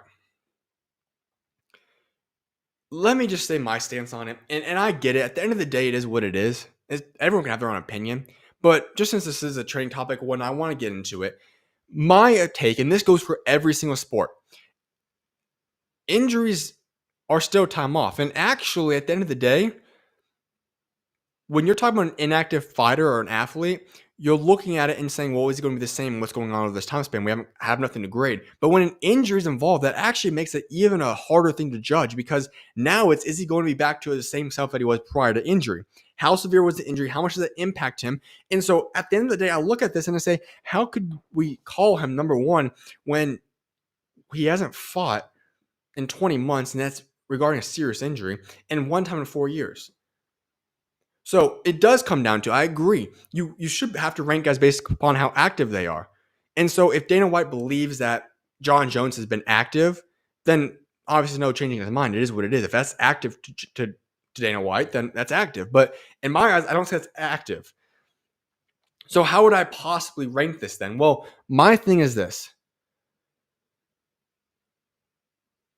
If he's ranked, and this is my confusing part where it kind of contradicts a lot of things here, because a lot of people will look at this and say, okay, Dana White has this ranking and he claims that it's because he's been active, but then the media all says, well, he's dropping in rankings because he's not been active. Okay, so how is he #3 then if he is not active? And I get a lot of this, how it all works and all, but still, if I'm looking at it and how I would rank it, if a guy's not active and he hasn't fought in a month, in a year, let alone 20 months, almost 2 years, then there should be some kind of essentially, he's kind of just floating above the rankings for that time span. Like you kind of just lift him up off the papers, interim, however you want to label it, but you just can't rank him for the time span. Yet when he goes back out there and performs eventually, at that point in time, you can insert him right back into that ranking. So if he goes out and demolishes Stipe at Madison Square Garden in a couple months, then you can drop him right back there at number 1. But if the story here is, we're just going to keep him there, we're just going to drop him a couple of spots just because we're going to drop him a couple of spots, then that doesn't really make a lot of sense because he's still not been as active as guys behind him. So that's really where the confusing part is. That's why for me, a lot of time when I'm looking at guys in basketball, I've done rankings before, what I do is I'll say, okay, we're going to take John Jones and we're going to take this injured guy. I'm just not going to really rank him because of the fact to put an asterisk above it. He's hurt. But because of what we know from his history, if he comes out and dominates right away, then he goes right back to where he was before. That's how a person would do these rankings because that's how it should be done. Because at the end of the day, you just don't know. You don't know what the impact of the injury is. You don't know what he's going to be because of the injury layoff. Also, he's getting up there in age. So you just don't know what he's at right now. And so that's hypothetically what I would do. But ultimately, like I said, it comes down to is he active or not. And if he is active in Dana White's eyes, then you can't change that. If that's active to Dana White, then it's active. And there's nothing you can do about that. So Dana White, he clearly likes John Jones. He's hyping him up. He's doing his job. Nothing against that. And he can have his own opinion. However, him being ranked number 1 makes no sense to me whatsoever. I don't see how it's possible because I don't view him as active. And so if you don't view him as active, there's no reason he should be number 1. And quite frankly, putting him anywhere in the rankings really doesn't make much sense at this point in time. But that's what we've got right now for that segment regarding the Dana White and John Jones number 1 pound for pound ranking debate. All right. I was going back and forth between this next part because this was a thing I could have put in the quick hits for just news to let everybody know about. But somehow the Brian Norman and Boots situation has turned into a fight between two guys that, are known in America to some extent. Not, I wouldn't say big. They're not megastars yet, but, they're good. Boots is a little bit, obviously a lot bigger, but has now turned into one of the biggest fight disputes and public knowledge disputes that we've had in recent times. I mean, it's honestly eclipsing and getting near to what Canelo Benavidez was, at least at some points of it. And this is a fight that should never get to this big. It's not that big of a deal at the end of the day. But because of how much data has been leaked out about the situation, because of how much talk there's been, I figured, you know what? Let's just get to the facts and let's break this down. So those that know me know I like to get to the facts. I don't like making rumors up. I don't like doing these things. So I'm just going to take quotes that we have legitimate facts from the situation. And so let's go back about a week or so. Brian Norman Jr.'s father, and he's also his trainer, Brian Norman Sr., he said that they are now very close to a deal to fight Jerome Boots Ennis in an IBF and WBO welterweight world title unification fight on November 9th in Philadelphia. He said, and I quote, "We want this fight to happen. Ennis wants this fight to happen. The welterweight division needs this fight to happen, and we're going to make it happen." Well, those that are currently here with me know that did not happen. And that was just about a week ago. So Eddie Hearn comes down and he says this, essentially giving a little backstory before I get to the full quote. He says the first offer made to Brian Norman was nicely over $1 million. Then 2 more offers later, $250,000 more every time. Remember, the key part here, Brian Norman made $100K last fight. And I'm going to release the number here in a minute about what he's going to get paid for the fight now agreed to. We'll get to that in a second. Here's the quote that Eddie Hearn said in regards to this negotiation. "Keep getting told we're close, and we go back and make another offer. And we're told by his team that we're actually not that close." And I start to think, Brian Norman, do you want this fight, or are you just clout chasing? Or as others might say over here, cap, or whatever it is. But it's like, do you want to be great, Brian Norman? Like, not being funny. Who is Brian Norman? I know Brian Norman's a good fighter, but no one knows who Brian Norman is. We're giving you a bucket load of money and an opportunity for you to unify the division, and in my opinion, one of the top pound-for-pound fighters in the world. Now you say Boots is overrated. You say he's not the boogeyman. Then why wouldn't you take this bucket load of money to prove you're the best welterweight in the world? So let's just stop with the interviews online. We've gone back 3 times now with more money, to a point, like, with all due respect to Brian Norman, he shouldn't be making this kind of money, but we're ready and we're prepared to pay him. And then we get told, oh, you're miles off. I don't believe this of Brian Norman and the team. If you want the fight, you would have taken it. All right. Then another interview, Eddie Hearn comes out and says this next part. Eddie Hearn then said that the last offer Brian Norman Jr. declined was $1.7 million, and it was a 50-50 purse split with Jerome Boots Ennis. All right. Now let me get a little financial with you guys, okay? Because here's the dispute, the other side of this now.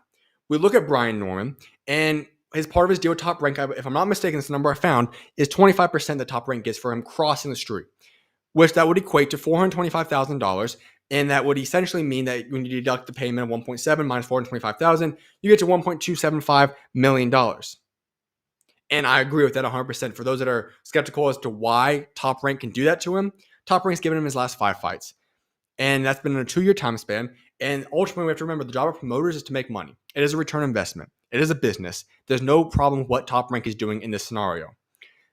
Therefore, I want to get to this other side now again. That's the aspect, but still, that's a lot of money. $1.275 million, drastically over $1 million more than what he made at his last fight. So let's continue with on the Brian Norman side of what's happening here. I get this part. For your being Brian Norman, you would essentially be going into the Lions Den to fight Boots, right? You're going into his turf. You're going to Philadelphia, his promotional deal, all these different factors. Is that worth it to a young fighter? Brian Norman's got a bright future ahead of him. I like the guy. He's a good fighter. He's got a bright future. He's already a champion. He's going to be a great fighter for a very long time. What I have to ask, though, is would this make sense for him to fight? And from a fighter standpoint, you should always be willing to fight whoever, whenever, if that really is the lifestyle you're living. Clearly, this is not the case, though.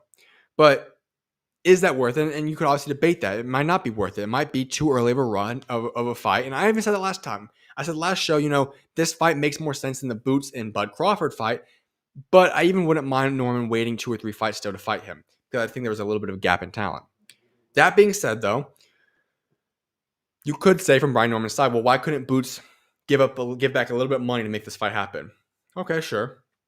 Or you also might wonder, why did Turkey not get involved to make it happen, knowing his relationship with Eddie Hearn? And I know I saw rumors out there. Like I said, I don't like rumors. I'm not going to just state them all. But one thing I saw, a lot of people seem to be attracted to this take, was the plan was never to make the fight happen, and the duck was almost a perception, essentially saying that there were some rules in place that you only, once the mandatory ends up going into place in effect, then you can't negotiate to make a unifying fight. That's what it is.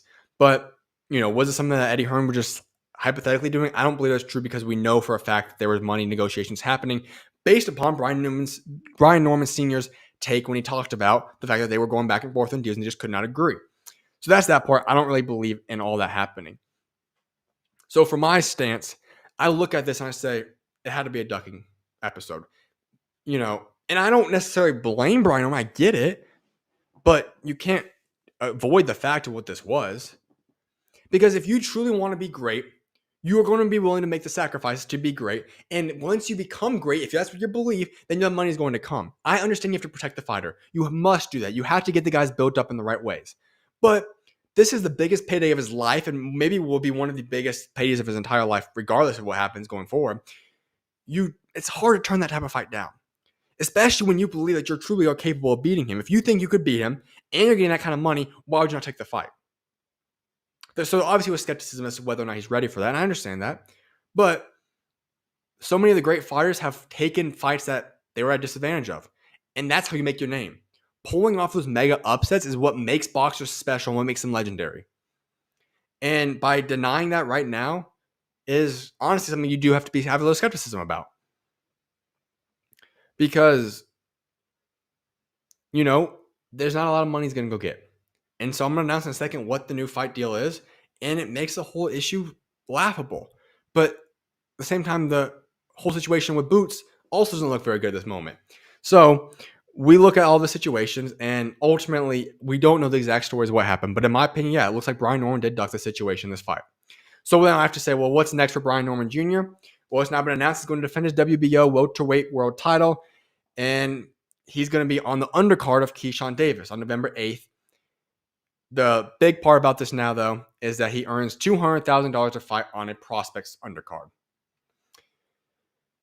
You went from headlining a main event in Philadelphia, making over $1 million, and now you're going to get $200K to fight on a prospect's undercard. It does not seem like something that makes much sense to me. It seems like he probably lost out on the situation. But then you flip around, and today we get more news. Then here's Boots' situation, and here's the thread of tweets that we've been going on about today.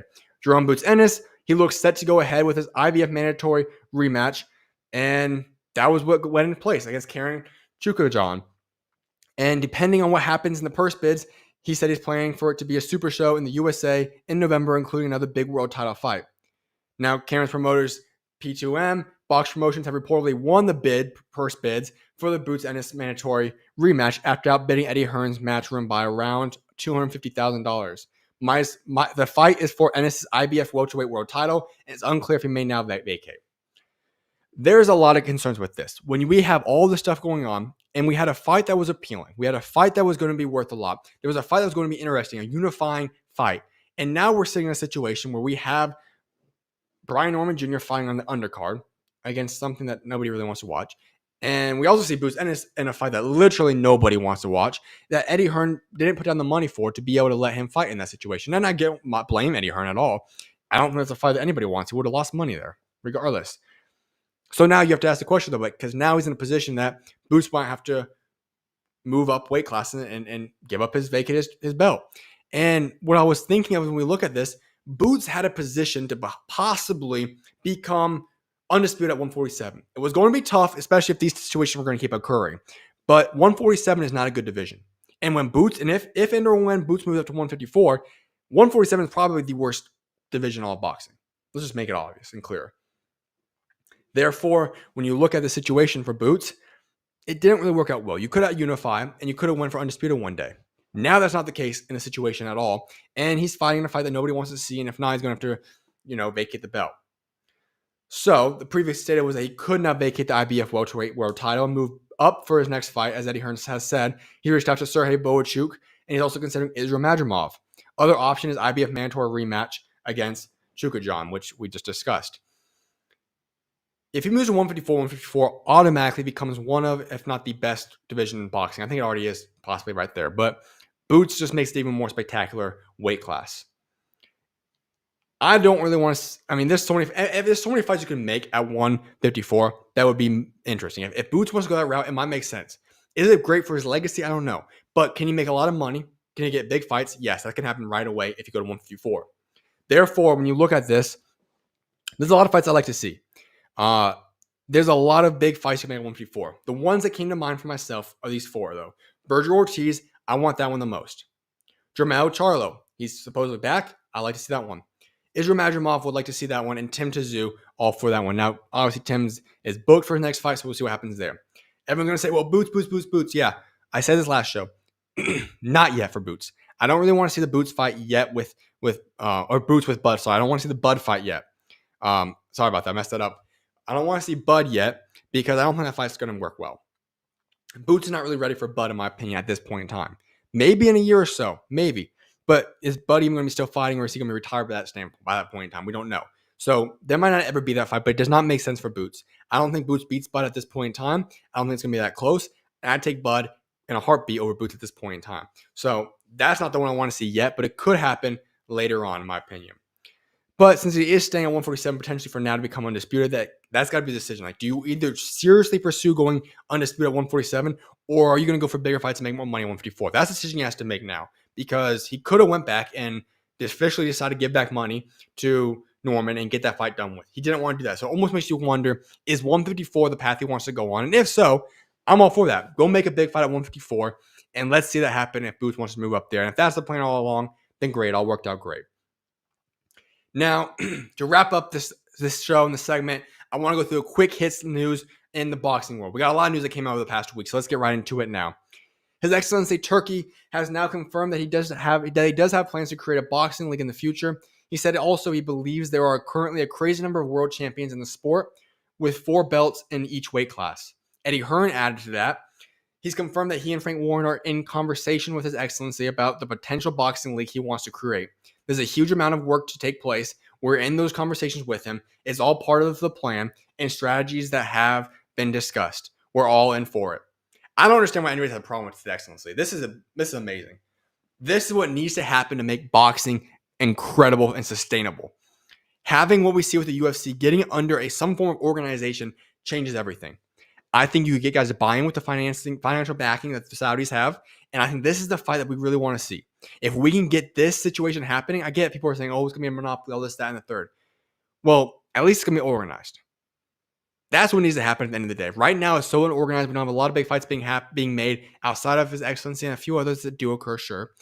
That's what needs to happen, and I'm all for that. If we can get the league, I know it's going to be a few years out, and you can already kind of see it happen, like I said. We see how almost every month now there's going to be a big Saudi event. So a Riyadh season event to be specific there. I would love to see what that ends up looking like, and I think the league would be huge for boxing. His Excellency has also made it clear that he wants to make Tyson Fury versus Anthony Joshua next if AJ beats Daniel Dubois on September 21st. He said he will make an offer for Fury versus AJ regardless of whether Fury wins or loses the Alexander Usyk rematch, and would want to make the all-British clash before either man gets a shot at a trilogy with Usyk. All right. I love His Excellency just said that. This is one I do disagree with a little bit. And not a little bit, a lot. If this occurs and Fury goes and beats Usyk, Usyk should get the immediate rematch right away, and we should get the trilogy immediately. AJ, I get it. He's been incredible. He deserves it. I want to see AJ versus Fury. We all do. But there's no reason that Fury should just get to go move on to AJ then without the immediate rematch. That deserves a rematch and needs to happen, and I'm all for that occurring. So that's what I hope occurs in that situation. Now, unless Usyk's okay and he's going to retire or something after that fight or he doesn't want it, then fine. But if Usyk should at least get the choice then in that situation.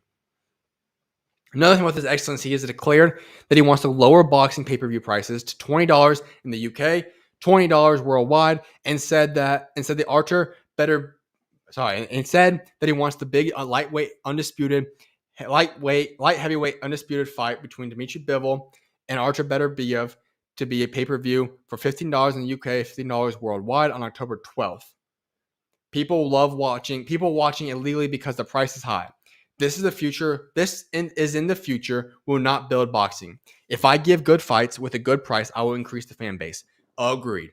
Anybody that watched the last show knows exactly what I talked about that. The pricing is getting ridiculous in boxing. People can't afford it, or people are going to go legally stream it.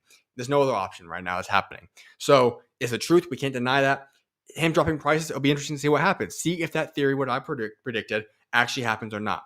I don't know the answer for sure, but that would be a mega thing to see occur and have happen. Because that fight specifically, if you're going to get what I call the fight of the year, and that card is loaded, as I discussed a few shows ago, and you're going to get Artur Beterbiev and you're going to get Dmitry Bivol for $15, that's incredible.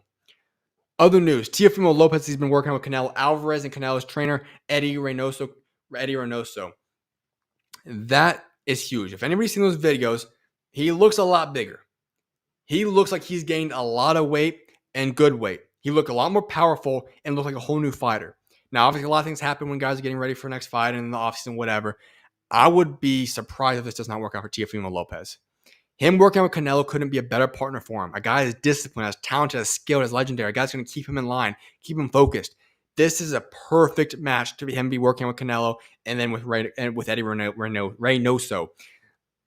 I think this. We all know Teofimo has the ability to be great. We all know Teofimo has this great talent about him. But can he bring it all out of himself? Can he become the fullness of him and bring that power back? And by the looks of those videos, it looks quite frankly like that's what we're going to see in store. So very encouraging seeing those videos from Teofimo Lopez. Terrence Crawford has now officially vacated his WBA welterweight world title, meaning that Eimantas Stanionis, he has effectively been upgraded from regular to full world champion, meaning that your welterweight world title holders are Stanionis, Mario Barrios, Jerome Boots Ennis, and Brian Norman Jr. I said this a few minutes ago, this weight class is not very good. Not a big fan of it. And if Boots moves up on out of there, this is officially probably the worst weight class in boxing. Other news, the Robinson Coneseo versus Oshaki Foster rematch is reportedly now set for November 2nd in New York after the controversial decision in the first WBC super featherweight world title fight. By controversial, I mean that was rigged. Oshaki Foster won that fight without a doubt. Wasn't even competitive. Wasn't even close. And so that's the fight that I think Foster should go out there and destroy Coneseo. And I think that would be a massive fight and something that now I want to watch because Oshaki Foster deserves to get that belt back. Anthony Joshua versus Daniel Dubois now looks set to break the British boxing attendance record with a record crowd of 96,000 at Wembley Stadium on September 21st.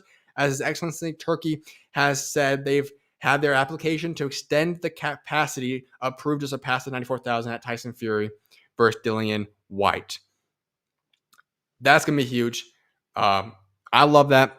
Good for boxing, good for the sport. It should be a great atmosphere. Makes me wonder, though, what will AJ versus Fury do? Pushing 100,000 would not shock me. The WBO has now officially ordered Sebastian Fundora to defend his WBC and WBO super welterweight world titles in a unification versus Terrence Crawford next.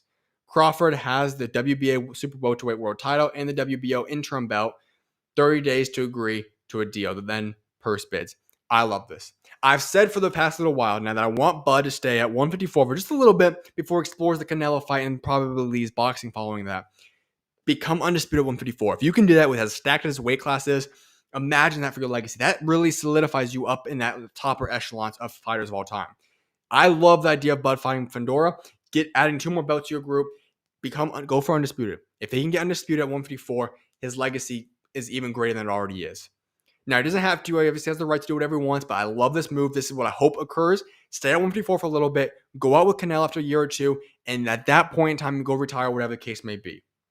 Eddie Hearn has revealed that he is trying to make Liam Paro versus Devin Haney for Paro's IBF super lightweight world title on December 7th in Australia. I spoke to Haney, and he says if the deal is right, I don't think he'd have a problem going. Interesting fight there. That's one I would support that. I like that fight. Definitely interesting. Let Haney go back, get another belt. If he's healthy, we'll see what happens. We know the Garcia rematch needs to happen. Likely will happen, I should say, when Garcia's suspension is up in April. If Haney is healthy and ready to go, letting him get another fight in would be huge for him. I think he needs that. Obviously, if he needs to recover, then that's more important. However, if he's ready to go fight and he's healthy, let him get back in there, get a belt again, and that would be huge for his legacy and for him as well. I like that fight too. Another announced fight, Tim Tszyu will challenge Bakram Murtazaliev for his Mertzali for his IBF super welterweight world title on October 19th in Florida. First non-pay-per-view show from Al Heyman's PBC on Amazon Prime Video. That's going to be another fight to keep an eye on. That's going to be a big fight. I think Tim Tszyu wins that fight, gets his belt back, which he should have kept from the fight against Sebastian Fundora when the cut happened. Obviously, it was a tough fight. It is what it is. Tim Tszyu, I love his ability. I think he's one of the premier fighters in the game, and I think he gets his belt back in that fight. Finally, the last bit of news I want to go after, Ben Shalom has revealed that Ben Whitaker will make his U.S. debut in December. Whitaker will headline a card stateside. I love that. I'm a huge Ben Whitaker fan. I love what he brings to the table. Getting him into the American industry is huge. Headlining of an event, though, in USA does not make much sense. I don't know how he's going to sell at a stadium or anywhere in America right now. So that's a little shocking to me. I don't understand where that's going to go, how it's going to look, unless they're thinking that he's going to have a massive performance when he goes on the undercard for the Bivol Beterbiev fight. And if that's the case, and he has a big showing on a world global stage then, possibly. But most likely, it doesn't make much sense yet. However, he's a superstar in the making. He's massive in the UK and Europe, obviously. But getting him in the USA headlining a card this year does not make much sense yet. The time will come for that. But I would love to see Ben Whitaker in the United States. Just headlining cards seems a little bit shocking. But regardless, he is the future. He's one of the top fighters of the future, one of the most entertaining fighters, to say the least. I love Ben Whitaker. So we'll see what actually unfolds there. But that means he's staying active. He's fought a lot recently. He already has one fight scheduled. If he's going to fight 2 more times this year, that'd be huge too. So we'll see what ends up actually unfolding there. But that's what I've got for you guys. That's the quick hit news from the combat sports world I've got for you guys right now. But I appreciate each and every single one of you guys for tuning in today. It is now approaching 4 a.m. my time. It is 7 a.m. East Coast time. Hopefully everybody's having an incredible start to your guys' Wednesdays. And like I said in the beginning of the show, I will not be on air again until Monday or Tuesday of next week. I'm going to be out of town. So I want to get the show in before I went out of town. And I'm excited to get back on the air, and hopefully we'll get much more consistent with that. However, always clips from the show will be produced over the next few days, so you guys can get that content. You guys can also rewatch the show whenever you guys are able to. So I thank you guys all for tuning in today. Once again, have a blessed rest of your guys' weeks, and I'm excited to see what God's got in store for each and every single one of you guys as you guys go about you guys' weeks and weekends. Stay safe. Have a great one. Have a great rest of you guys' days, and God bless you guys all. All right, SchuZ is out. God bless.